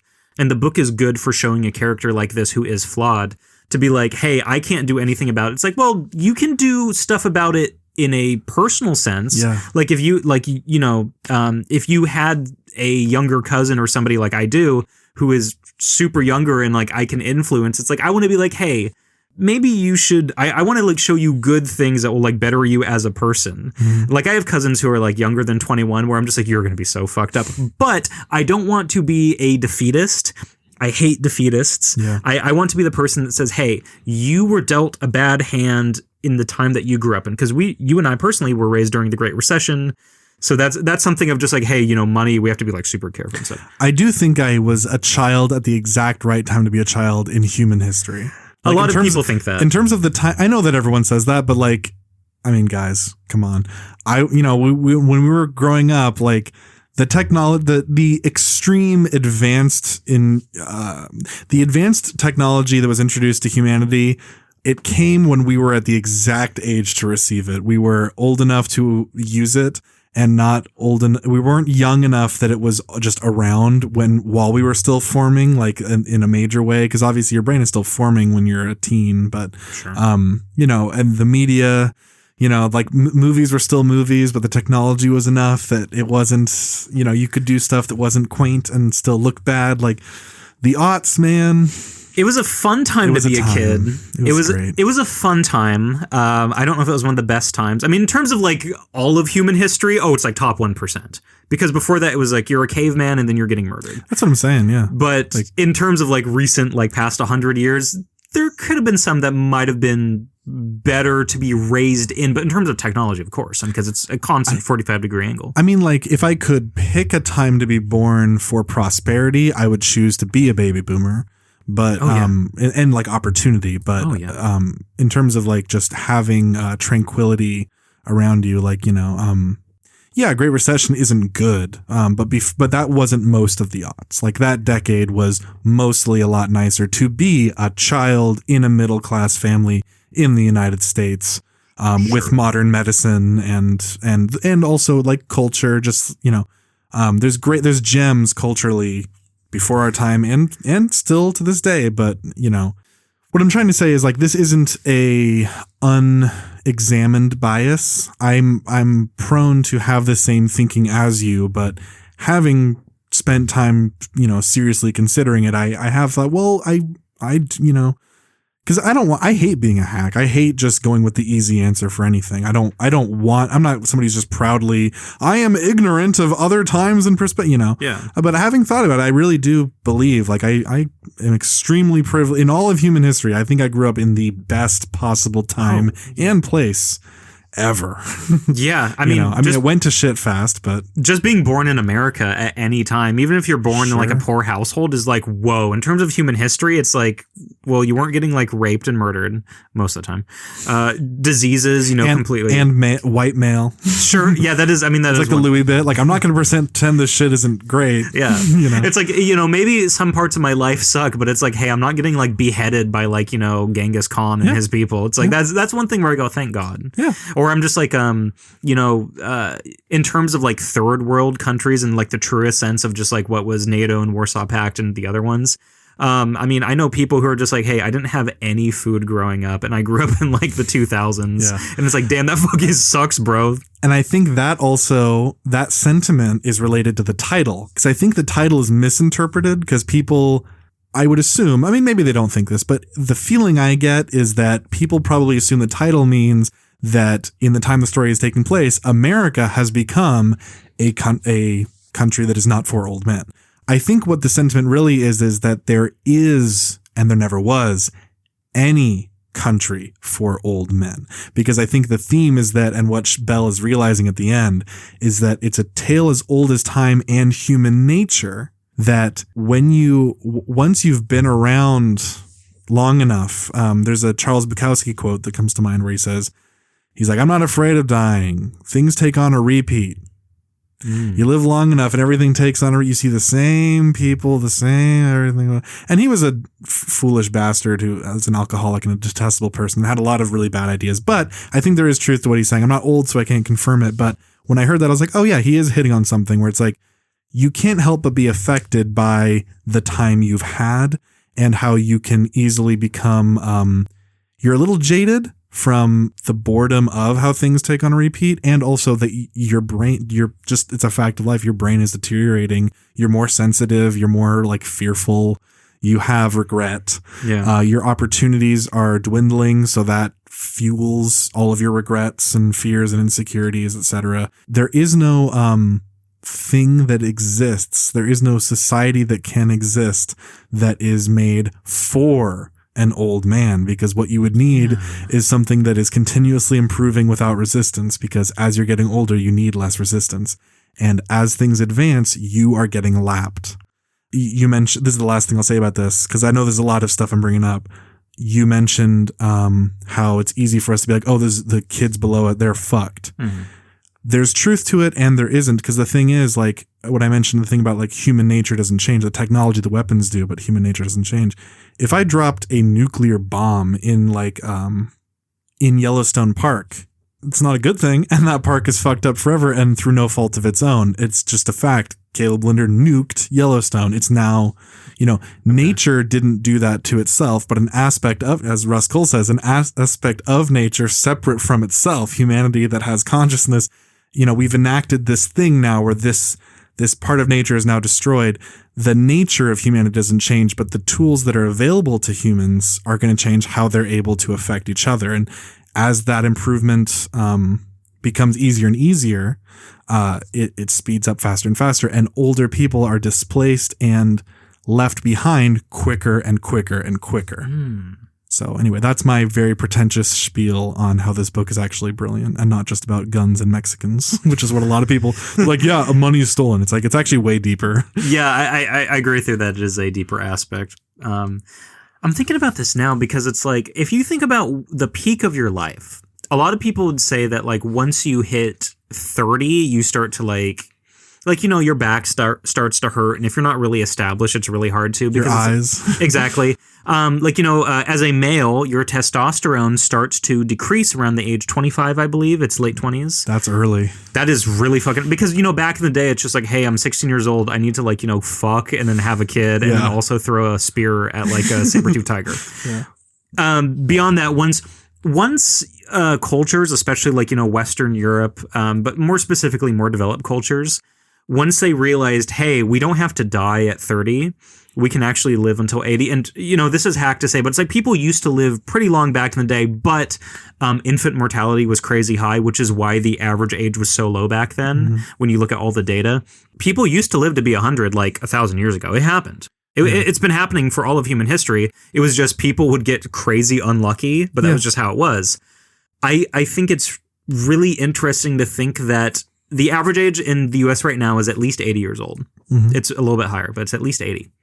It is interesting. It's an interesting thought experiment to think right now that most of your life, you are not going to be the main character age. Yeah. That once you hit 30, it is all downhill in terms of health and also relevance. Because right now, if you think about like the people that are creating culture, there are actors who are older, who are in their 30s or 40s that are like in film, who are making art, who are in the public consciousness. But it is a young man's world, especially in the West. Because if you look at for example, Western Europe, the average age tends to be way higher, where it's like the average age of somebody in the country is, for example, I don't know what it is, but let's say 35, because people don't die in crazy wars. If you look at fucking Angola, it's 17, because everybody's just constantly getting their head cut off by warring tribes who go Abu Baba. Yeah. So it's interesting to think that in the Western world specifically, which, I mean, unabashedly, Cormac McCarthy writes about. I don't believe he's written a book about, the tribes and, Heart of Darkness or something like that. I don't. Well, not explicitly. He actually kind of has. Okay. Yeah. Anyway, but he's writing mostly about, the American Gothic. Oh, yes. Sorry, I'm referring to Blood Meridian, which is set in America, but, okay. I mean, it is... Okay. It shares things in common. Okay, sure. Yeah. But it's written from a Western perspective. Yes. Okay. He writes about the American experience. I find it just very interesting that most of your life you're going to be on the back foot in the West. And I reading No Country and just having this realization right now, like this is all from the Dome, it's kind of frightening that right now I'm 27 and I say, okay, I'm part of the club right now if I decide to go out. But it's all going to just be, not that it's going to be shit, because people in my life who are twice my age are just healthy and having great lives. But the fact that the world is not going to be for me is maybe one of the most terrifying realizations that I've ever had. And the bumpers are coming off. Exactly. And like, personal things aside, I won't get into it because it's not funny and this is a humor podcast about saying the N-word. But the fact that everything that came before this was supposed to be the good part is like the insane black pill where I say, holy fuck, did I do something wrong? I'm having like a crazy, like, oh my God moment where, not that this was terrible. Like I said, I'm not getting my head cut off by barbarians, but in the relative sense of living in America, which is, the Wild West and everything, and how tumultuous it can be, knowing that this was meant to be the good part and that everything else is just shit or was probably going to be shit statistically is very horrific. And whether it's good or bad, no matter the outcome, no matter where society or just the world goes, inarguably, no matter whatever the world is in 50 years, it won't be for you at that time. You will live, if you live long enough, you will, and we will all live to a point where the world isn't for us. You will age with the book, like how you age with Blue Velvet about sex. Yeah. You will age with this book about being a Volcel. Other things beyond fucking, but I want to ask this to like older people who may be listening, older than us.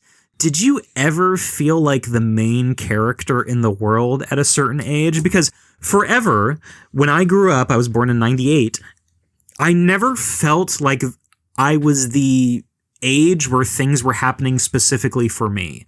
When it was in the 2000s, I said, oh, fuck, the recession, once I started getting political, I'm just like, oh, people in their 20s and 30s, they are like the change makers and everything is happening because of them. And then once I got into my 20s, and I know people always consider themselves a child, except when they are a child. Once I got into my 20s, I was like, okay, well, this is an old man's world, all like the boomers and stuff. People who had their nest eggs and everything were really profiting from this, and people my age were making like dog shit wages and everything was against us. Yeah. And then now once I get into my late 20s and I'm going to be like, in my 30s in a couple years, I'm feeling like I really don't feel like I am the main character at this point. I don't feel like anything is for me. It's either for the younger or older people. It passed you sooner than it should. Exactly. And I wonder if most people feel like how I do, where it's like I'm always on the back foot, or if there was a time where they said, oh, this is really good. Because I asked my parents one time, I asked my mom, I believe, where I said, everybody says they grew up in a great time. It's like, do you think times are worse now genuinely than when you were a teenager? And my mom's like, oh, yeah. Oh, it sucks now. Yeah. I mean, in so many words, but there's objective metrics for that. There are people who are therapy speak and stupid and diagnose themselves with anxiety disorders they don't have because they were in a mood. Yeah. But there is genuinely a crisis of depression and hopelessness with young people that just wasn't around before. And there's the economic factors too of just like, hey, in terms of what minimum wage gets you in terms of like rent or like because funny enough, cars have kind of stayed the same relatively of like what you earn, which is weird. TVs have gotten cheaper, but everything else like college, groceries, rent have gone way above what people normally earn. Yeah. And it's one of those things of like, I believe it was like, if you look at every single chart, it's like the late 70s is when it turns to like a 45-degree angle of like unaffordability of just like, you are fucked. But what else was happening in that time with our politicians? That's interesting about that. That's interesting. I believe that was Gerald Ford. That's interesting.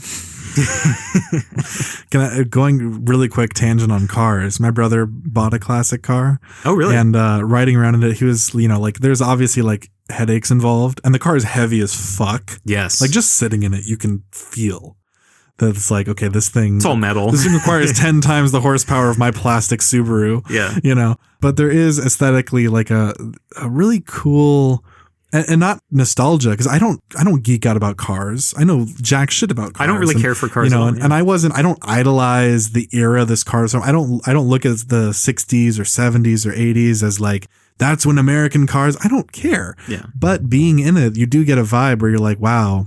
Even though this is a simpler car, this feels like the opposite of. And the newer cars have more bells and whistles. It feels like the newer ones are the product of refinement culture. Because when you're sitting in here, you're like, wow, I feel great sitting here. Yeah. You know, like there's something about the aesthetic of just being in this vehicle where I feel like there's a sense of quintessence about the vehicle that you don't get, or that I don't get with modern cars. This was just on my mind recently because I've been thinking about that word and how it applies to things. But, this isn't related to enough. There's no deeper point than that. I just, you know, this is a podcast, so I figured I might as well put my thoughts in it. Sure. Sorry to derail. I mean, you feel like you were born in the wrong moment. Yeah. Or that you were not part of the zeitgeist that the world pays attention to, like, ever. Which I think is kind of a theme of, going back to the book, like, you know, Sheriff Bell is just like, you know, this world, I believe that the world that I grew up in no longer exists. It's interesting to look at it through a Gen Z lens, and like I said, other people can have this thought too, but me specifically thinking about like people my age is like, well, did it ever exist? Are you just, I don't want to say like projecting, but are you blaming people where there really is no blame to be? It's just an aspect of society that you will always feel like an outsider. You can't escape your brain. You can put yourself in other people's shoes abstractly, but it is impossible to escape your perspective. Yeah, I really wish I was the person where I'm just like, right now I am the fucking man. Like I had this crazy like like I don't want to call it like dissociative identity disorder or anything like that, but like I guess main character syndrome I've heard before, where you're just like, yo, this world is fucking amazing. Everything is for me. All the things I like are what they're making movies of right now. Mm-hmm. Oh, dude, is this why people like the Funko Pop people are having such a good time? Where they're just like, Marvel making all the money right now. Every Marvel movie is what I like. And they're every single thing, and all the t-shirts at Kohl's are fucking Captain America. Is that the one, or am I just being gay? I don't think you're being gay. I think that is a valid question, but my feeling is that is less to do with people wanting to embrace regressive shit and more that we don't choose. You don't choose when you go to Target what you're going to see there. The store is stocked independent of what you want to be there. Okay. But when you walk in, it's pretty impossible for people who don't live in cabins in the woods and don't interact with society. It's pretty impossible to not think, well, if it didn't matter, if it was in Target, you know what I mean? Like, it wouldn't be that this is completely irrelevant if it's here. So when you go to the clothing section and you see the Captain America and the Dr. Whatever, like, I actually do own a Dr. Pepper t-shirt from Target, so I can't even say like I would never, but 99% of those types of tees that you'll see at a Target or a Walmart, like I'm not gonna buy it. I'm past the age where I think that makes sense, but there are adults who would. Mm-hmm. I don't think they're thinking about it in a way of like, oh my God, I'm still 12 years old inside, even though I'm 40 and I love Spider-Man. I think it's just a thing of like, well, this is what's offered, so it's what you're gonna get. Like it's a decision by the people who are selling the products what is going to be available to you, and people tend to assign value to what is available. Mm-hmm. Now, obviously, things are more valuable if they're scarce, but things that have some kind of official seal of approval, I think a lot of people, not because they're dumb, it just, if you don't have this like turmoil that people like you and I have, where we have to always like analyze everything and be fighting against it and questioning like, am I leading to the destruction of white society? I don't know. Like if you're not one of those types of people and you're just kind of living, it's like, well, that's what's there. This is stealing a point from my favorite Mike David from Red Bar. He once made a point that I was like, oh, this is one of the early things I saw of him where he was talking about sneakers, and one of Kanye West's shoes, his Yeezys, the Red October, very expensive, sought after. People agreed that this was a fantastic shoe they needed to get. He discovered another type of sneaker made by a different company that looked exactly the same that people were not fawning over. And he's like, what's different about this shoe? It's because it doesn't have the name Yeezy on it. Like, it's not that people aesthetically loved that shoe. It's that it's the product, the brand, etc. There was a seal of approval on the thing because of how it was legitimized by how it entered your consciousness. And you weren't starting with the aesthetic. It took a long time to make the point. I get what you're saying, because I believe there's this thing of like group cohesion, wanting to be part of a group is something that is like, an innate part of humanity, where nobody wants to be ostracized. Humans are social creatures, we're not like, lone wolves. We're just like, I can just fucking do my own thing and then mate and then like fuck off or whatever. It's like, no, people love talking to each other. Yeah. They love being part of like like-minded groups. If the world could be all one like-minded group, I mean, it'd be boring, but there would be like no war or anything. Everybody would be exactly the same. In the sense of like, Yeezys and stuff. I remember back in the day in high school being like when the first like Yeezys were coming out, like just ever, I was just like, this looks like fucking dog shit. And I didn't care for Kanye at the time, but there were a ton of people I knew who were just like, Kanye West, I don't like the way they look. I think his shoes are bizarre. Okay. Look, I mean, I've never worn one. Maybe they're super comfortable, but I don't like how they look. I've never tried to buy one. Okay. I mean, neither have I. But when I looked at them, I'm just like, are you guys really buying this because they feel good? Like, for example, if you buy like a shoe that has like crazy good like cushioning or something, like, old people shoes where you have like the insoles and shit, or like, expensive Skechers that are just for old people. It's like, that makes sense. Because, you want to live out your golden years, like being comfortable or something like that. But it's like actual function, and it makes sense for it to be more expensive because of how it's produced. But when you buy, like, for example, in high school, a lot of people were into Supreme and like the box logo t-shirts. Yeah. And then they're just like, I resold that for $200. And I'm looking at them like, are you a fucking That looks like that's nothing. It means nothing to me. Are you talking about our friend? Not him specifically, but there were people. He was actually okay, if I'm being honest. Okay. But a ton of people that we grew up around, they were just like, I need the new Bape, I need the new Supreme, I need to get these fresh Yeezys on my feet. I got the new Jordans, and it's just like, well, when your outfit, I need like Off-White or like Gosha and all that shit, and they're just like, I need everything that's new, and it's like, are you wearing it because you think it looks good, or do you just want to be part of a group that supports you and gives you that thing of like, hey, you wore this many things, I like you this amount. It's just a number counting up, and that's the thing that fucking like just makes my brain break, that everybody is in a constant rat race of just like, I need this many things. This doesn't matter. This thing has value. All your time and energy on it, and money. Exactly. And this is the part where I love the themes, and we're getting a little away from the book, but just in the sense of just like, this world isn't for you. I do love that broad theme, because it's never felt like my world to me. I've always felt where I'm just like, well, hold on, I don't want to be part of this thing. This group means nothing to me. Yeah. I will gain nothing by getting acceptance from this. But it feels like most people are part of it, where if you just said, hey, this is stupid, I don't want to do this, not to sound like kumbaya and all that shit, but I mean, genuinely, if people weren't so caught up in fashion, liking the same things, even movies, songs and all that shit, and just being like, I don't really care for it, and didn't worry about being ostracized from society, it would be better.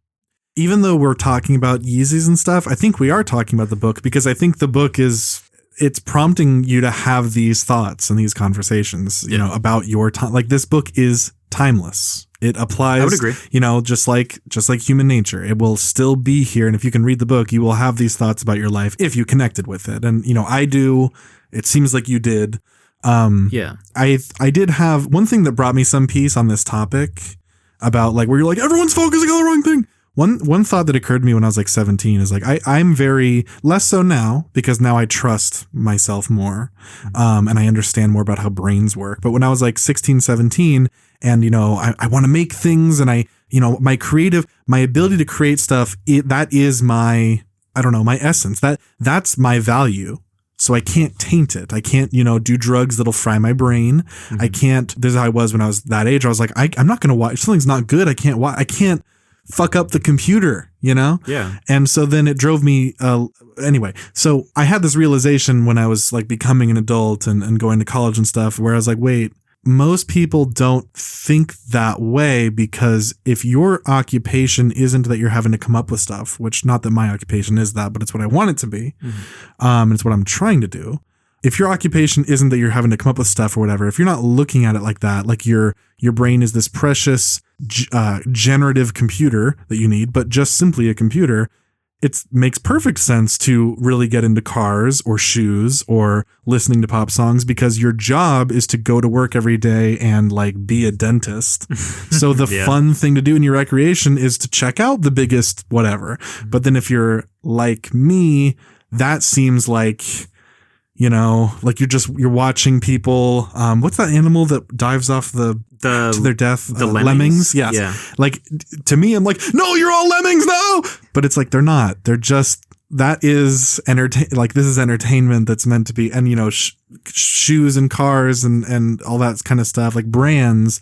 It takes on a form of entertainment, whereas we're looking at it as like, no, your car is a tool, you know, the utilitarian perspective. The autistic perspective. I guess. Removed from society. Yeah. So it's like, anyway, so I had that thought where I'm like, oh, wait, actually, these people are normal and society isn't ending. It's just that that's not for me and that's okay. You know, maybe it took me too long to realize that. But I think that the types of souls that you and I have are the souls that struggle with that more than most. So it feels like we're seeing something they can't see. You know, it feels like we're Hitchcock showing the bomb under the table going, no, but it's not a bomb. It's just what we don't like, you know. I think that might be one of the most intelligent things we've ever said on this show. I think this is one of our more cerebral episodes. In terms, because most episodes are just like, this movie sucks and also the N-word. And this one is just like, well, what do you think about society in the West? But not in a sense of just like Alex Jones, like necessarily politicized or anything. Yeah.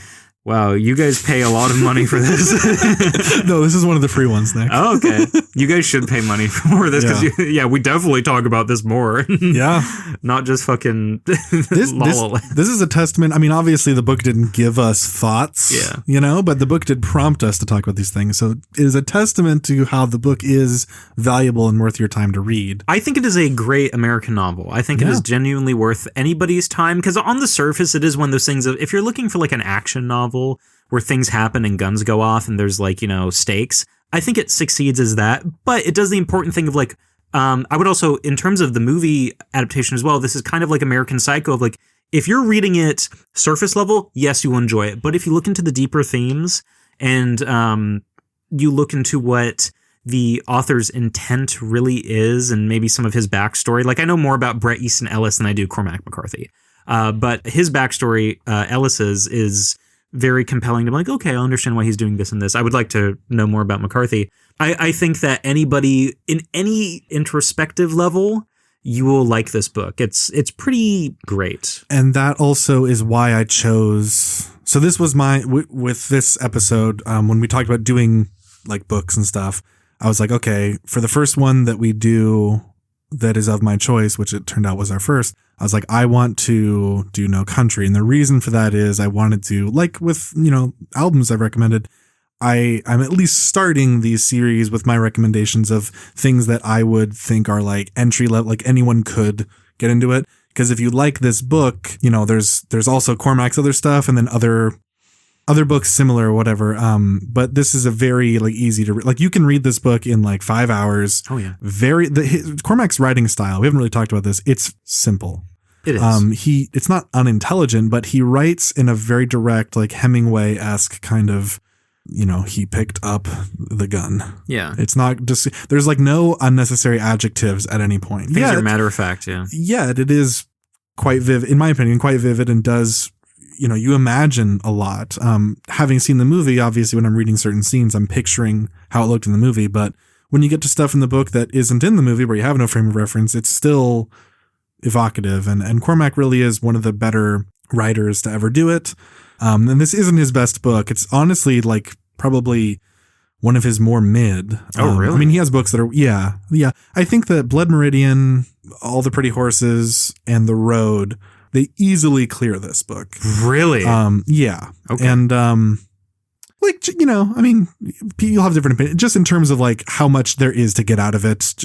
If you had to try to give an objective score to his stuff, there are more gems and more brilliant things and unique things, in my opinion, about those 3 books. Okay. And he's only written like 9 or 10. His first 3 books are, I like things about them, but most people won't like it. They're all Southern Gothic novels, The Orchard Keeper, Outer Dark, and Child of God. Honestly, most of you guys, you can skip it. Suttree is pretty good. Blood Meridian is fantastic. You should read Blood Meridian. The Border Trilogy is really good. The first book in the series is the best, but the other two are also good. The Crossing and Cities of the Plain. No Country's great. The Road is fucking fantastic. He won the Pulitzer Prize for that book. The movie adaptation is awful. Really? And the guy who did that movie is making a Blood Meridian adaptation right now, which I'm nervous for it being awful. And then Cormac didn't write any books for like 15 years, and he wrote 2, The Passenger and Stella Maris, which The Passenger is an actual book, and Stella Maris is a companion book that is just another character's perspective from the first book, just talking about what happened, and most people don't like it. But that's all he did. It's a couple of 2 trilogies, technically. First one is kind of a trilogy, and then some one-offs in between. Okay. But a lot of brilliance in there. Anyway. I find it very interesting that you like All the Pretty Horses more than this, because as somebody those are the only 2 books that I have read, I find No Country to be way more thematically interesting and well written. It's because you could read the Spanish in this one. I mean, it's beyond that. I find the story more engaging in No Country, to be serious for a minute. But that's very interesting because, I mean, I guess in terms of recommendations, if you, the listener, put yourselves in my shoes and agree with me more than Caleb, I feel like No Country, you don't need to read All the Pretty Horses. That is interesting that it's the best book in the trilogy, because I would probably hate the other ones then if it's... I mean, it's all taste. Some people think Cities of the Plain is better. Okay. That's interesting. That's interesting about that. That sentiment, that is from the perspective of judging a body of work of literature. Another reason why I chose this book, No Country for Old Men, is easily the book that the highest number of people will like. It is the most normal book he's written. Okay. Everything else is either way more violent and fucked up, or way more violent and fucked up and also kind of opaque and difficult to follow, or it's not necessarily violent and fucked up, but it's opaque and difficult to follow. Like, literally everything else is harder to get through for at least one reason, if not multiple. So that's the other thing. Like, No Country, it's the crowd. It's the closest thing to a crowd pleaser he's written. But I don't. You'd be hard pressed to find someone who's read those other 3 that I mentioned and thinks No Country is the best or even the second best of that grouping. Okay. So if you're a basic bitch like me, you'll like No Country. But if you're cool like Caleb, you'll like All the Pretty Horses. Going back to Lynch, it's like most people will probably prefer Blue Velvet or something like that. But then there are Lynch heads who are going to be like, oh, or like Mulholland Drive. Sure. But then there's Lynch heads who will be like, oh no, you need to see Eraserhead. That was the Straight Story is actually the best. Yeah. So, or Wild at Heart. I mean, like, there's people who are going to have favorites because they've consumed everything and they go, no, Wild at Heart was actually the most Lynch or Lost Highway was, Twin Peaks. But it's like, if you showed all these movies to someone, they're probably going to prefer Blue Velvet or if you showed it to your grandparents. Yeah. So not even just in terms of like, subject material of like shit that happens. Yeah. Not like the constant like rape and Fire Walk with Me or just terrible shit, but it's like in terms of like a narrative that you can follow. Yeah. Okay. I see that. Yeah. I see that. Also, if you look at a picture of Cormac McCarthy at the time that this book takes place, I'm pretty sure when they made No Country for Old Men, they just dressed up Josh Brolin to look exactly like they were just making him Cormac McCarthy. Yeah, there's a photo of Cormac. There's not that many photos of him, obviously, because he was reclusive, but there's a picture of Cormac in the late 70s with the Brolin, with that mustache, wearing like that type of outfit with his arms crossed, making a similar expression, same length of hair and styled that way and everything. Like, I think that was like an Easter egg. Oh, really? Like, we're just going to make Moss look just like Cormac. Interesting. Nick, when I asked earlier if you wanted to talk about gender, we had then just talked about like existentials and we didn't get into it. Here's the penultimate question, Nick. Okay. He's dead. Was Cormac McCarthy a groomer pedophile? What say you? Now, there was an article that came out like last year or 2 years ago, fairly recently. Yeah. Where he had some girlfriends, or at least one that was under legal age. Yes. There is a scene in No Country where Llewellyn talks to a woman who might be sort of like that. Yes. But, light spoiler, nothing happens. Yeah. because I'm not going to defend that action that Cormac did. Yeah. Because that definitely, it wasn't a thing of just like, oh, he was 19, she was 17.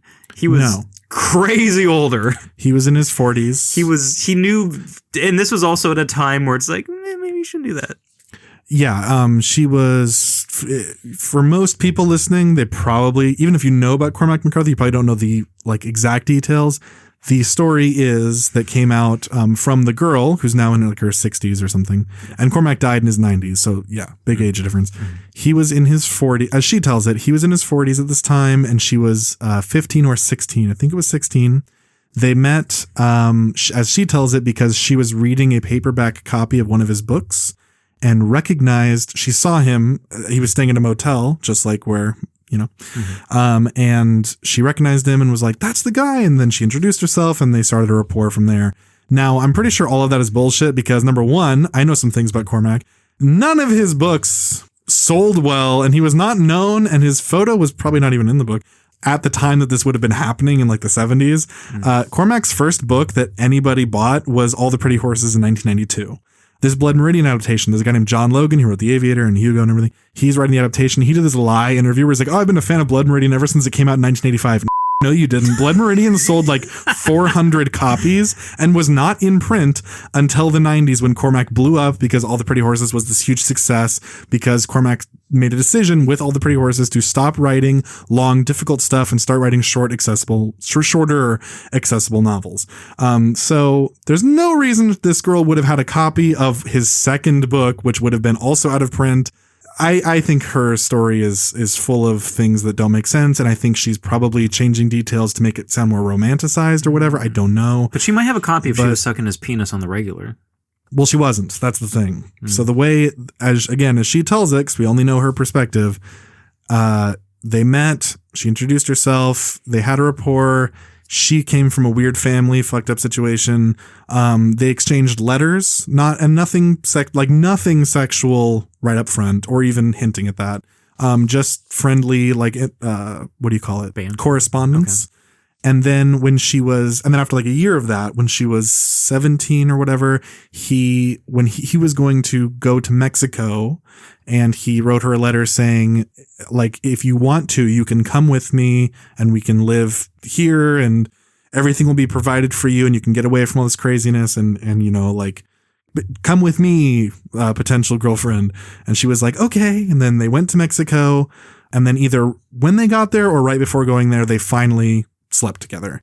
And then some excerpts of these letters appear in this article where he writes, it's like a child trying to be romantic, where it's not like what you or I would write in a love letter. It's stuff. It's like it's like him trying to sound like a gallant knight, or he's like, I had a dream that you were in a forest and I was parched for water and it's all like metaphors for like loving actions in like a fantasy novel or something. And anyway, they had a sexual relationship, and then she had a moment when she was after living there with him for like a year or two or something. She was like, I need to go back to the States and see my family, and they broke up. I don't mean this in like a gay sense, but he sounds like a huge That's what a lot of people have come to. Yeah. When you read the letters, they are like, I mean, anyone's love letters would be embarrassing, but they are particularly like, okay, like, bro, what are you doing? It's also very funny so he's just like, I'm going to go to Mexico and get pussy. That's just the plot of All the Pretty Horses. Yeah. People have pointed this out. Interesting. Her story, there are parallels in many of his novels with female characters, that share little details. And the biggest one is No Country, where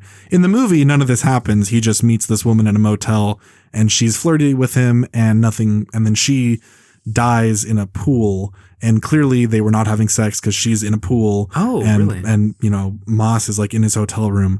In the novel, he picks up a hitchhiker because he needs to sleep. And the hitchhiker is this 16-year-old, and their age gap is very similar to Cormac and this girl's IRL. And she drives him, they talk, they eat at a restaurant, they stay in a motel, and then pretty much everything else from the plot is the same from that point on. Okay. But it shares the motel thing shares a lot in common with how she talks about them meeting. I don't know. I mean, like I said, there's multiple details where I'm like, with a cursory knowledge of Cormac, I know that several things here are stink and don't make sense. So I don't know how much of the story to believe, but there are some people who threw their copies of his books in the trash when they learned about this stuff. I'm getting this mental image of him just like getting his dick sucked by a 17-year-old typing on the typewriter and being like, they can't tell if the scalps are Indian or not. And she's like, just in a motel in like Sinaloa or something. Yeah. Damn.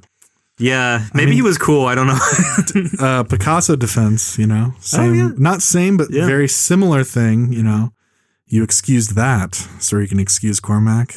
Well, I didn't really care for Picasso, so no. Okay. And I love Van Gogh, and he was fucking normal prostitutes in France, so that's okay. Cormac did have a strange relationship. He was married 3 times. All 3 ended in divorce. How old were they? Normal. Were their ages combined over 50? No. Yeah. No. Cool. Yeah, they were all, and they've told story. All 3 of his ex-wives are like, yeah, he's weird, and, Well, chicks who you divorce will say that, so what can you really parse from that? I think you can kind of, like, they don't seem, like, the things that I've read, especially of his first wife talking, like, it's not like a bitter, like, I'm scorned, so he sucked.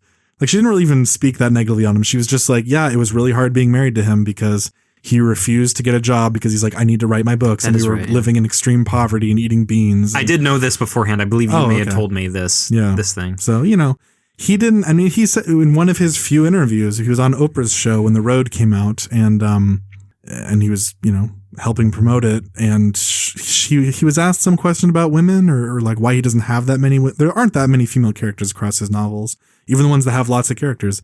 And he's like, well, it's, I do have female characters, but it's a little difficult to write from a woman's perspective because I don't really feel like I understand them very well. And Oprah's like, you've been married 3 times? You don't feel like you understand women? And he's like, no. Obviously not if I've been married 3 times. Yeah. I got to be in his corner for this one. And that's another thing where it's like, when he says understanding them, it might be a thing of like, okay, like when he's married to these women who are age appropriate, it's like, oh, she's not underage. How am I supposed to get hard?